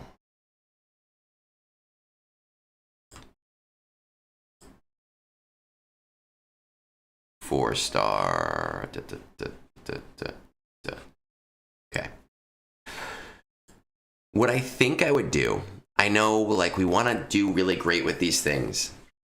I think as a short-term goal, and I've suggested this to a lot of people, if you get Enoch's boys to 5-star, and no, I wouldn't even do that because you need the Zetas and stuff right now. Just let those shards build on their own for a little while. Same thing with Duel of the Fates. You know, let those shards build on their own for a little while. Duel of the Fates is easier, though, as an event, so you can probably get away with 5-starring these guys and then getting 2 tiers of free stuff. But it looks like you're in such a crunch for all of the resources that it's seemingly, I don't think it's going to help you as much as you want it to help you right now. I would do CLS to G12, R3 on CLS himself, and any other Jedi Knight Luke arms that you need. We got Hermit Yoda, we got Wampa. What about Rolo? Rebel Officer Rolo is getting there. I say this to everybody: make sure on the bounty events that you're getting Rolo, because you want to spend as little get to on her as you possibly can. I would really prioritize your ground war team before you prioritize any of the other assault battles right now. because those extra Kyrotech and Zeta are going to be far more important for you than the extra relic materials. And kind of the same thing, like I said, with like the Poncho Brothers and Jedi Knight Luke. I don't know if somebody's put out a guide that says that works. I have no idea, but like the Poncho Brothers really are a Quad May team, or a Galactic Republic Jedi team. If they work to ground war you to CT1 or to CT2, much cheaper farms are going to do that much faster for you, and much cheaper. This is insane that we don't have anything here. Same thing with Night Sisters and Night Trooper and Death Trooper Peridia, with like Peridia Patrol, with one of the new ones. It's just not a priority for you. And I think what's broken here is you probably watch my stuff and you watch probably much smarter than me content creators, and you're seeing all of like the great ROI for certain things, and you're like, oh, I'm going to be really smart about getting these things. But you're not necessarily questioning what needs to actually be done first and what is important based on where you are in the game. So again, Executor 5-star, keep it there as long as you can. CLS, don't over prioritize. G12 R3 on CLS himself. A Jedi Knight Revan squad is not a terrible idea for you to be able to try and get some of these Jedi up a little sooner. Let's see how these Old Republic work. But they're like, you got nothing on them. But you know what? It'll work for you. And BKM is not going to give you anywhere near what you need right now either. When did you prioritize Jabba? CLS to G12 R3, then moving on to Jedi Knight Luke and Jabba. Great, that is fine. Move on to Jedi Knight Luke, move on to Jabba. Jedi Knight Luke will help you. Oh my god, my screen time was atrocious this week. Jedi Knight Luke will help you with ground war, but he's not going to do it alone, which is going to be a problem for you. So after Jabba, I would probably focus on my Old Republic to get Revan. Because Jedi Knight Luke, Revan, Jolie, Bastilla Shan, and like, I don't know, who else do we need from Jedi? Somebody easy that'll be useful to you in the long run. You know, you probably want to have a tank in there. I don't even see a General Kenobi at all. A G12 Canon Jarrus can probably get you, with a Jedi Knight Luke lead, to CT1 at the very least. But after Jabba, I would go all in. I would go all in on Jedi Master Luke. Honestly, it will help your CLS squad a little bit as well. It will give you a semi-functional Mon Mothma squad, not the greatest Mon Mothma squad in the world, but it'll give you something that'll like semi-function. It will give you one of the best squads that you can possibly do for Conquest when you start to get into Conquest. That will bring your ground war to CT3. It'll push your military might at that point to CT3.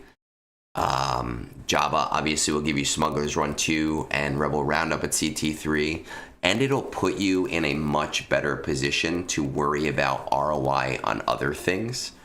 I feel like Jabba and JML are non-negotiable farms before you decide how to branch out. Right? Like to me, they are farms that you have to have. They need to be done or you're making a huge mistake as a player. At that point, again, your Forest Moon is already at CT2. You can bring it to CT3, but if you over push it, you're not gonna, the materials you're not gonna see back for a long time, for how little extra you're getting from it. I don't see it as a priority for you. At that point, seeing as you basically nixed Battle for Naboo, and we're talking 8 months down the line, we will have a new raid, and I wouldn't say to talk any further than that, because obviously you can only be carried by your guild so long, and you probably are going to have to prioritize something else. So I would really think about the stuff that I told you, and with the crystals that you're currently saving, I would consider not burning them all, but using a little bit extra to speed some of this stuff up a little bit so that you can kind of play catch up. And I would come back in like I would come back after the next raid is announced for us to decide if that's something worth you investing strongly in, or if you will be in a position where it won't matter as much. But there's not too much else we can do at this point. You know, Jabba and JML are your big things, and not over prioritizing your crystals into Executor or into CLS, right? My big thing, and this is for everyone, this is not really roster review, is just make sure you're not increasing the power of a squad if the power of the squad is not increasing your return, right? And that's my whole argument against like an R9 JML if you're not a K1 player, is yes, the squad is stronger, but are you actually benefiting from the squad being stronger? And it's not a conversation topic I feel like having right now, but it's just, it's an ideological thing that I want you to keep in mind. All right, so let's move in. I'm not moving in with you. I like my house. Let's move on from there. Discord. Life maxing. Italiani di Deathmere. I like it. That's his guild. Let's see.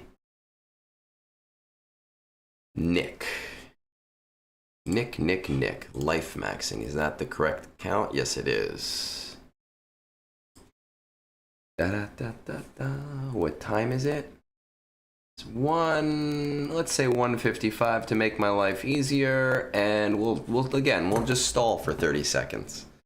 Man, everybody got so quiet. Is my voice just so soothing? Everybody was like put to sleep, and you guys are like, wow, like I feel good now.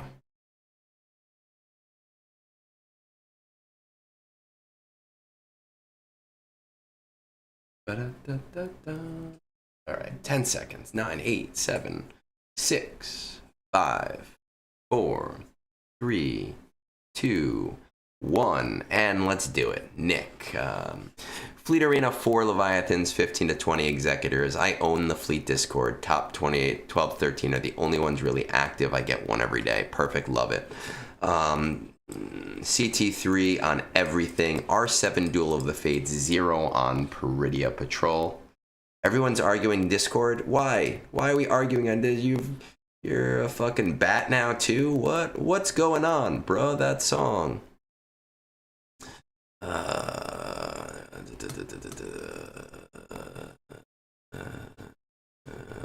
Hold on. Let's just...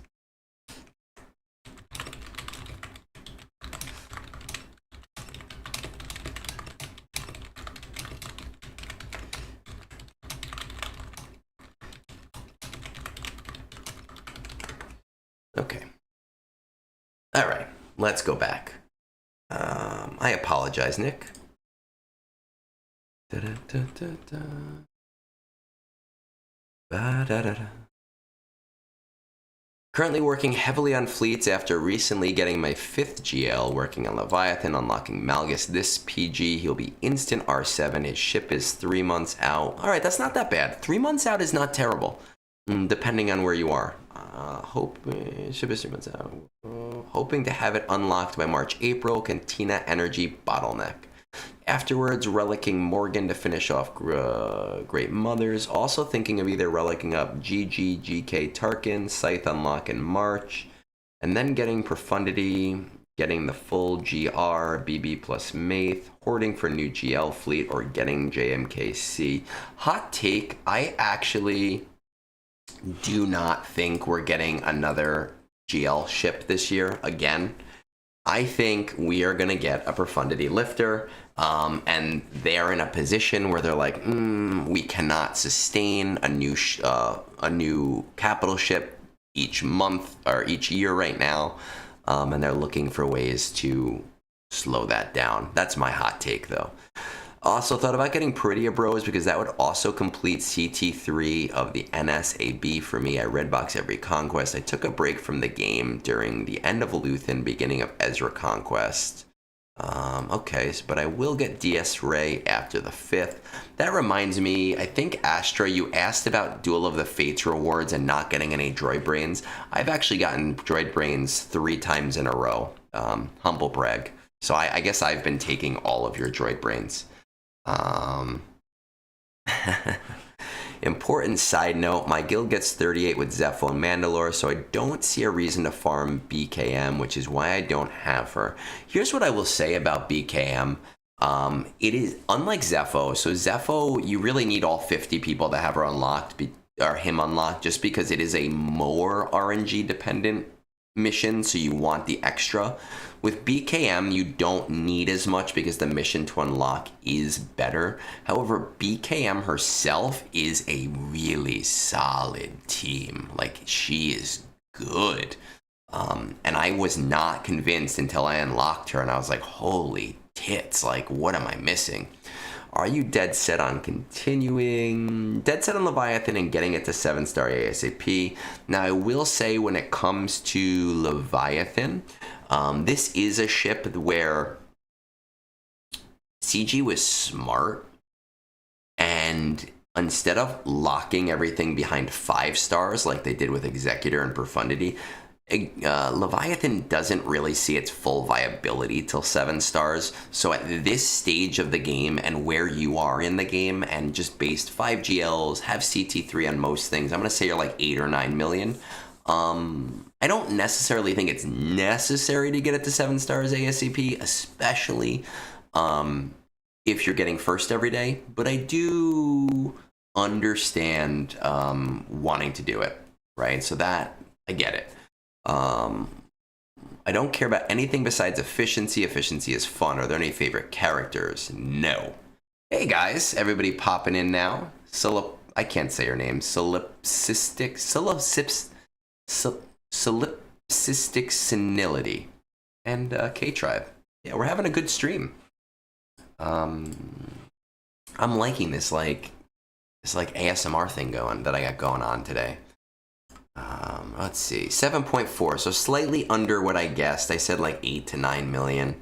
But we got a nice backing at this level, which is good. Ray, leader, okay, we got the important ones, so that is nice. I like that. Let us see what's going on with our ships. Just Executor, no Profundity. That is interesting. Soul. Everybody calls me Soul because they cannot say my... It's a tongue twister. It's a tongue twister that you don't have to say 3 times fast for it to twist your tongue, which is crazy. Gear tracker. Let's see. Profundity. When I break you down, you aren't hard to say. Leviathan. Okay. All right. JMK is not really a priority. You have most of the solid stuff, the stuff that you like really need. You do have Grand Inquisitors. Cal, you've got Cal going. Okay, good. Ahsoka not really working on. Oh boy. I am a married man, ma'am. Married man, ma'am. So we're not really going for Balin, which is fine. We just want to do the Great Mothers.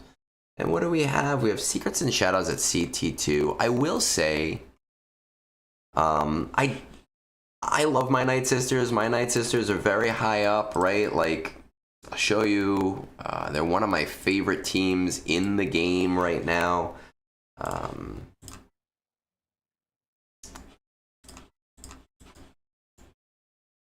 I would love when we do our polls if people would vote for some of these guys, but like I love my Night Sisters. I understand it, but when it comes to CT3 on that specific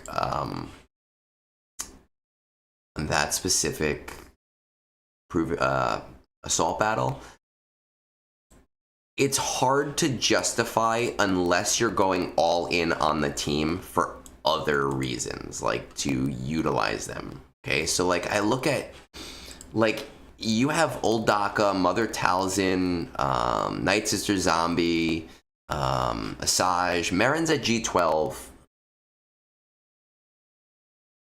I have seen CT3 of Secrets and Shadows done with Old Daka being the only relic and everything else at CT2 at G12. But what I will say is you will have to invest in Old Daka having insane health mods, right? Like insane health mods, and you will have to respeed for high speed. So realistically, if you have the modding background, hey Womprat, good morning. Well, it's not morning for you. You're about midday for you. If you have the modding and other characters to really put into your current Night Sisters team, you almost certainly can do CT3 of Secrets and Shadows now. You will have to throw the team at it like 10, 12, 15 times to get that perfect RNG. But the nice thing about Merrin is that she takes that battle from being 20 minutes to get to phase 4 and then die to 2 minutes to get to phase 4 and then die. So it makes it a lot more bearable to throw that out there. So if you put the time and effort into remodding for that event, if you're only doing Great Mothers and Morgan specifically just to finish that off, I don't think it's worth it. Now, with that said, you do have the Great Mothers Omicron, so like, if you're gonna put together a full Great Mothers team, then it makes sense and I get it, right? Then that's different.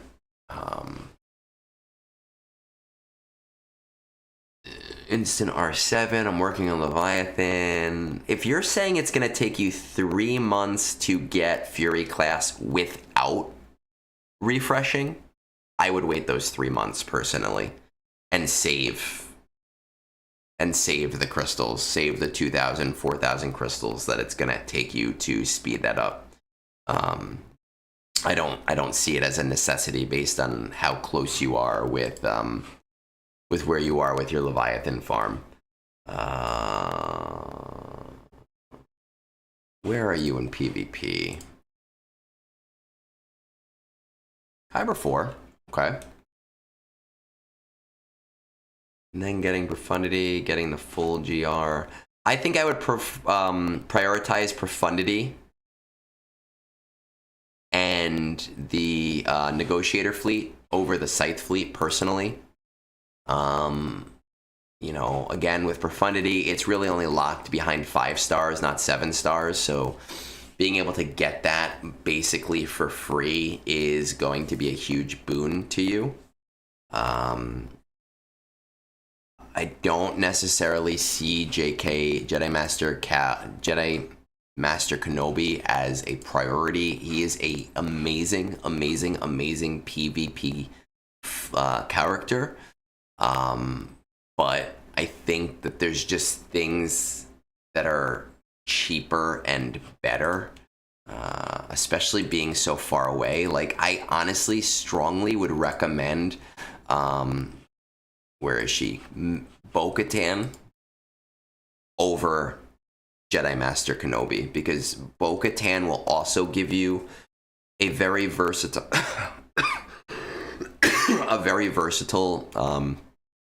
PvP team, and you'll do it at a much, much, much cheaper cost, and at a much quicker return, especially when you are looking at like all of the newer things that might be coming to the game in like the next 3 to 6 to 9 months.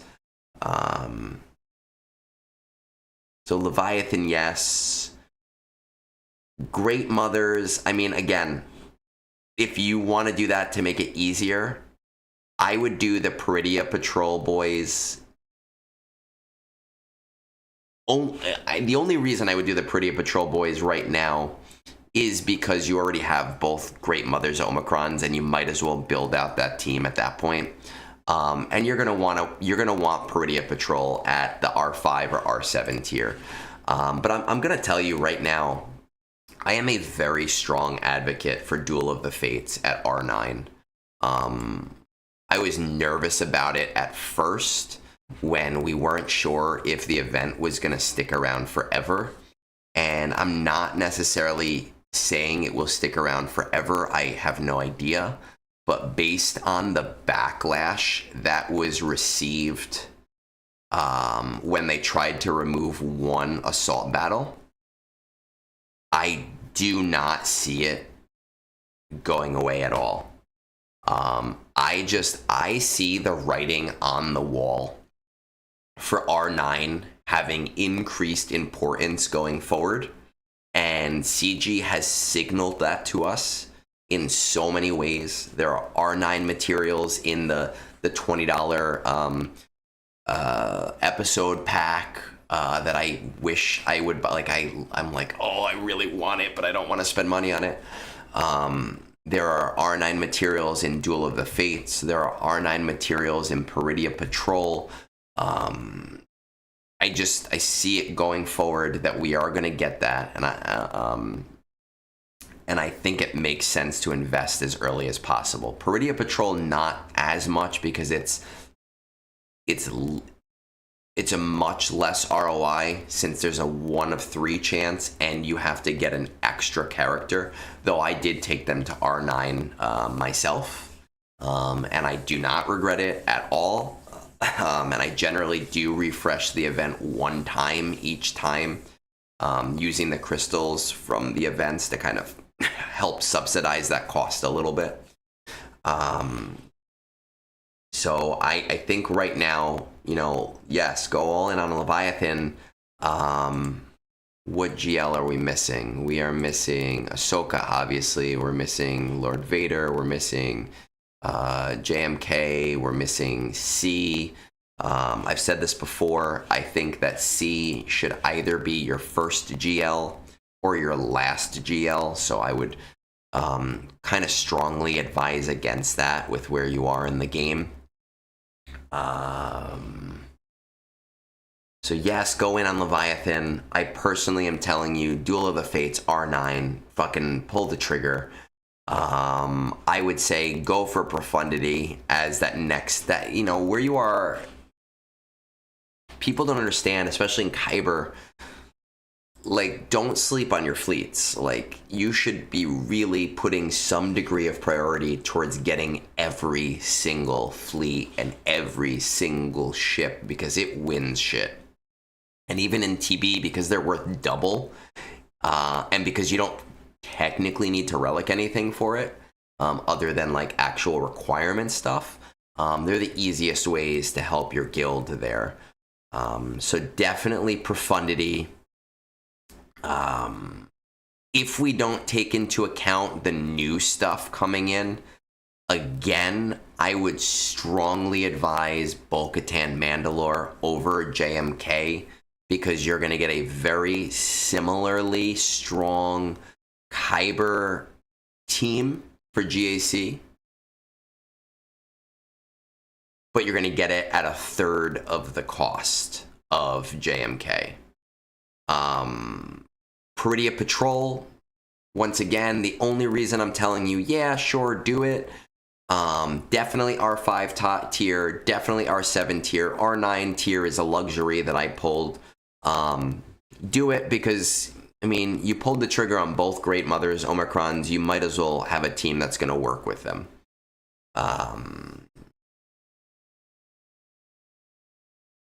That's what I would do.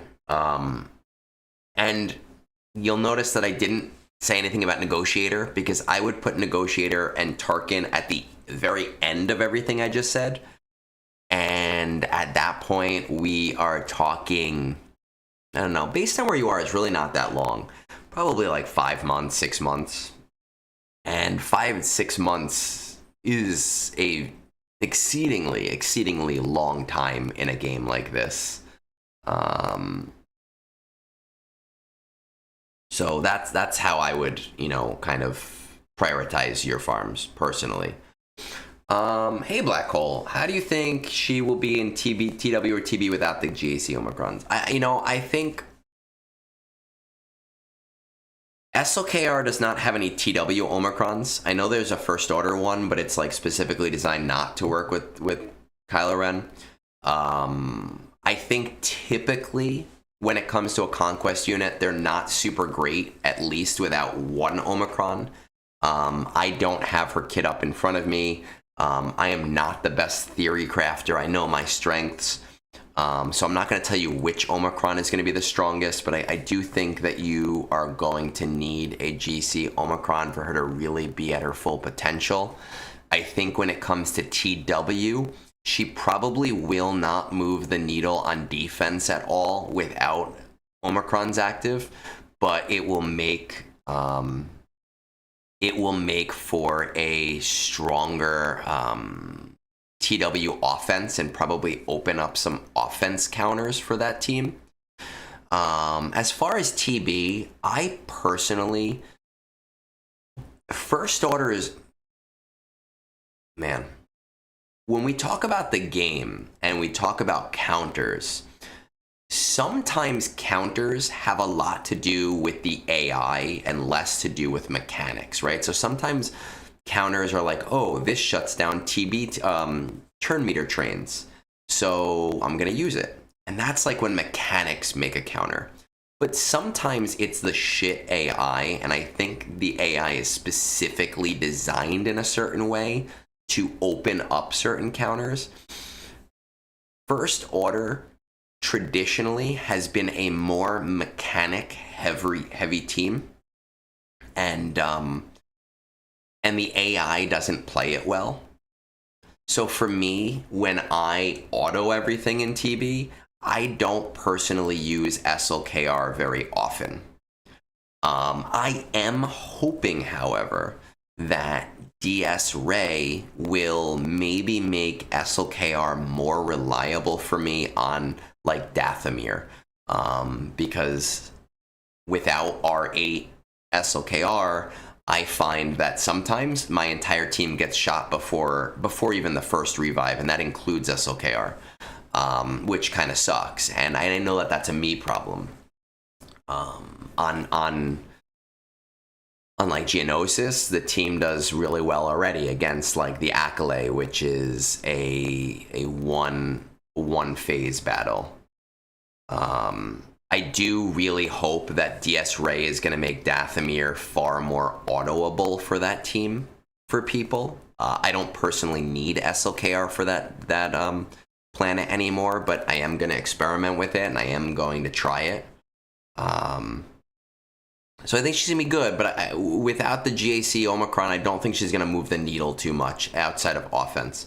Who do I use for win without a leader feat if we're talking about Conquest? I mean, it depends on everything else going around, because what I try to do, let's pop the game back up. What's this? What I try to do in Conquest is be as efficient as possible.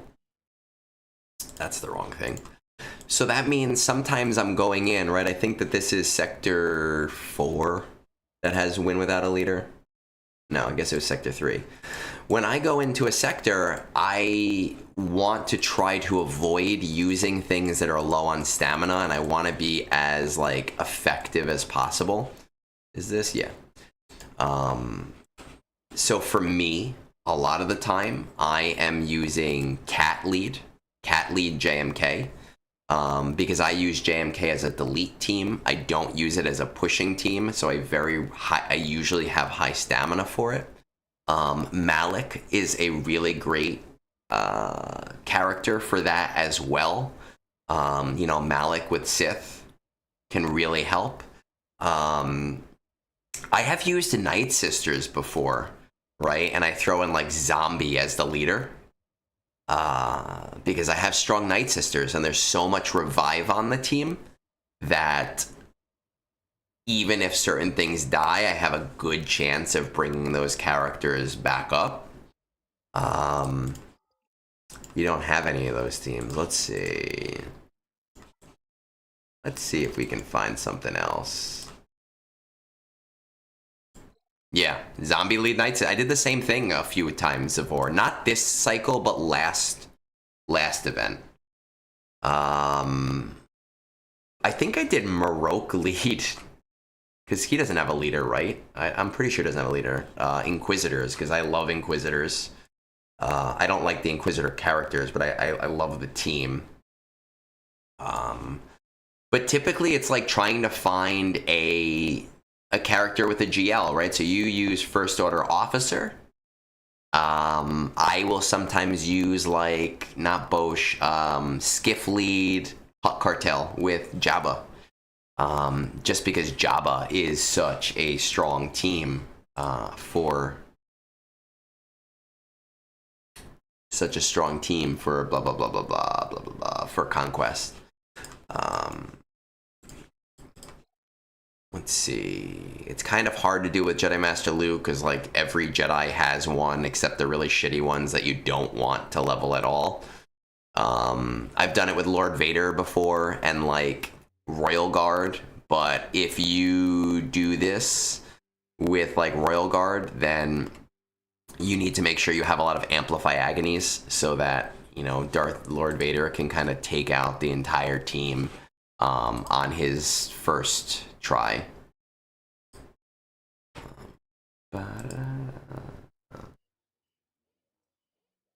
Your data cards, I always go with I always try to go for a very similar setup depending on the data cards we get, right? So I always do 3 Amplify Agonies. I have good ones here, but I didn't get them till late.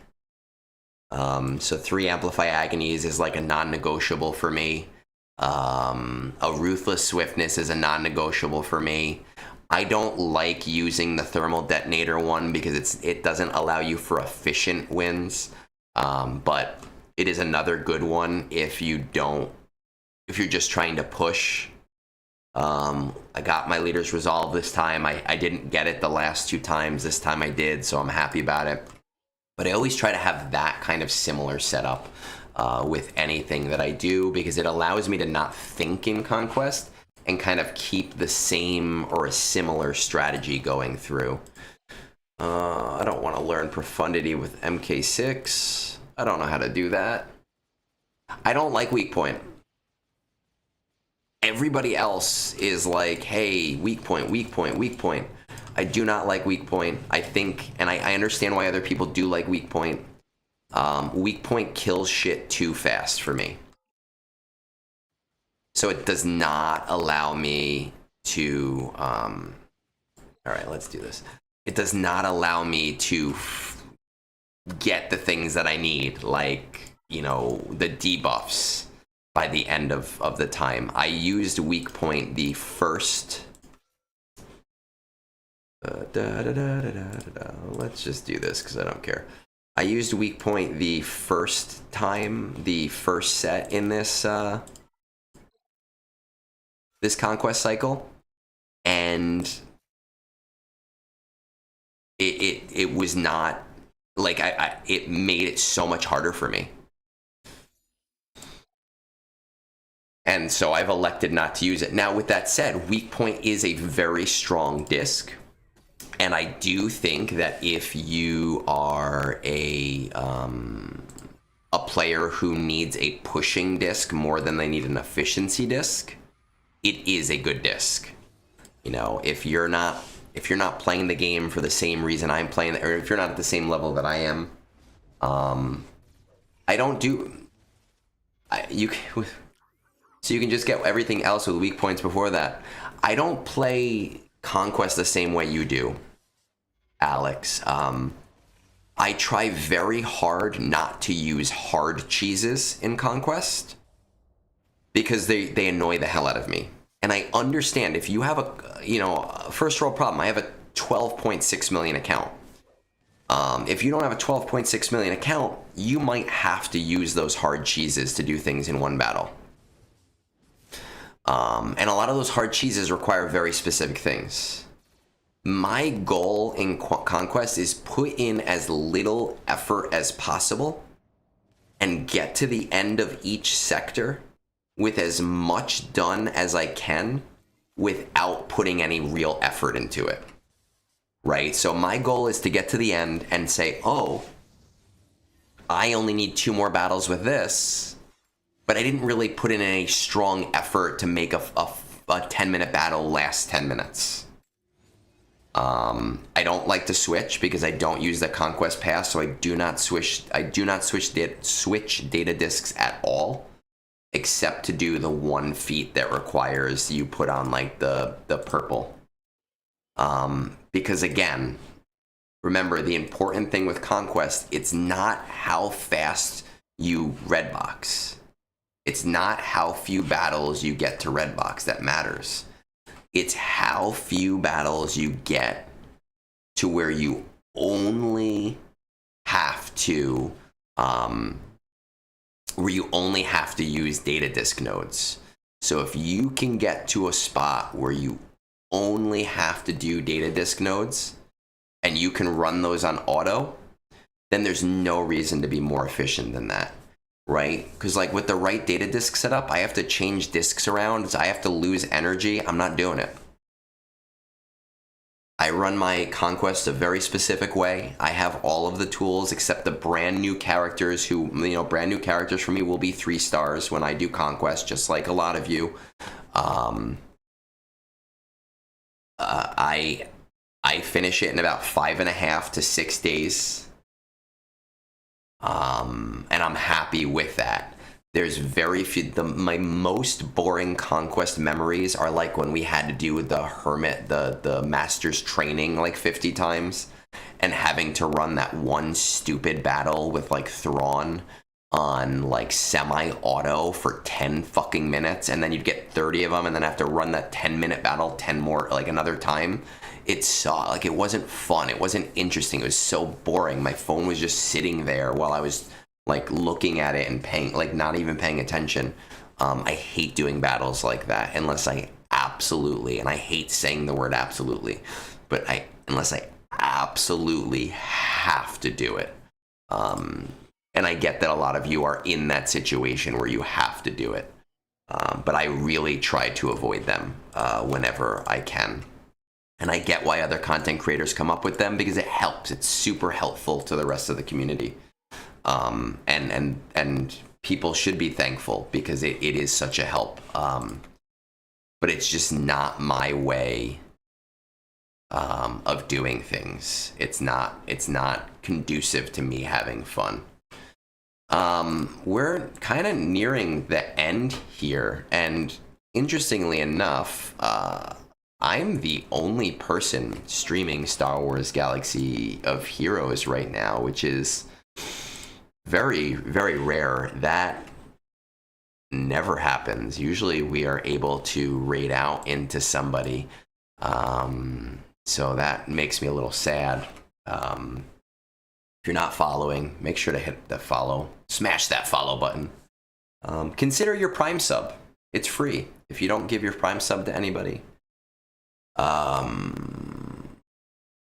don't have anything else to say. I'm going to see the movies. Going to the movies. Presents or something like that. I'll be back on Reddit soon. We're trying to do at least 4 weeks. it's been hard, but I can make it through. Yeah, Womp, you're usually on, man. But I hope you feel better, dude. You're usually on around here. Usually, who else is on around this time? Fuck, I forgot his name. I feel bad. There's usually like 2 or 3 people. Yeah, I will not be streaming tomorrow. I might, depending on my wife, and because Sundays usually whatever. Maybe I'll do my GAC tonight on stream. We'll see. We'll see what that's like if I'm able to. But guys, thank you for joining me for brunch. We have 40 people on now between the 2 platforms, and that's more than we typically have. And I really do enjoy when there's a lot of people here chatting. It is the one thing I look forward to every single week. It's what gets me through my work week, is to just chat with people. So I appreciate your support there. Share my stuff, do whatever you got to do, enjoy your weekend, and I will see you guys either tonight or next week. Whatever it is, have a great rest of your week.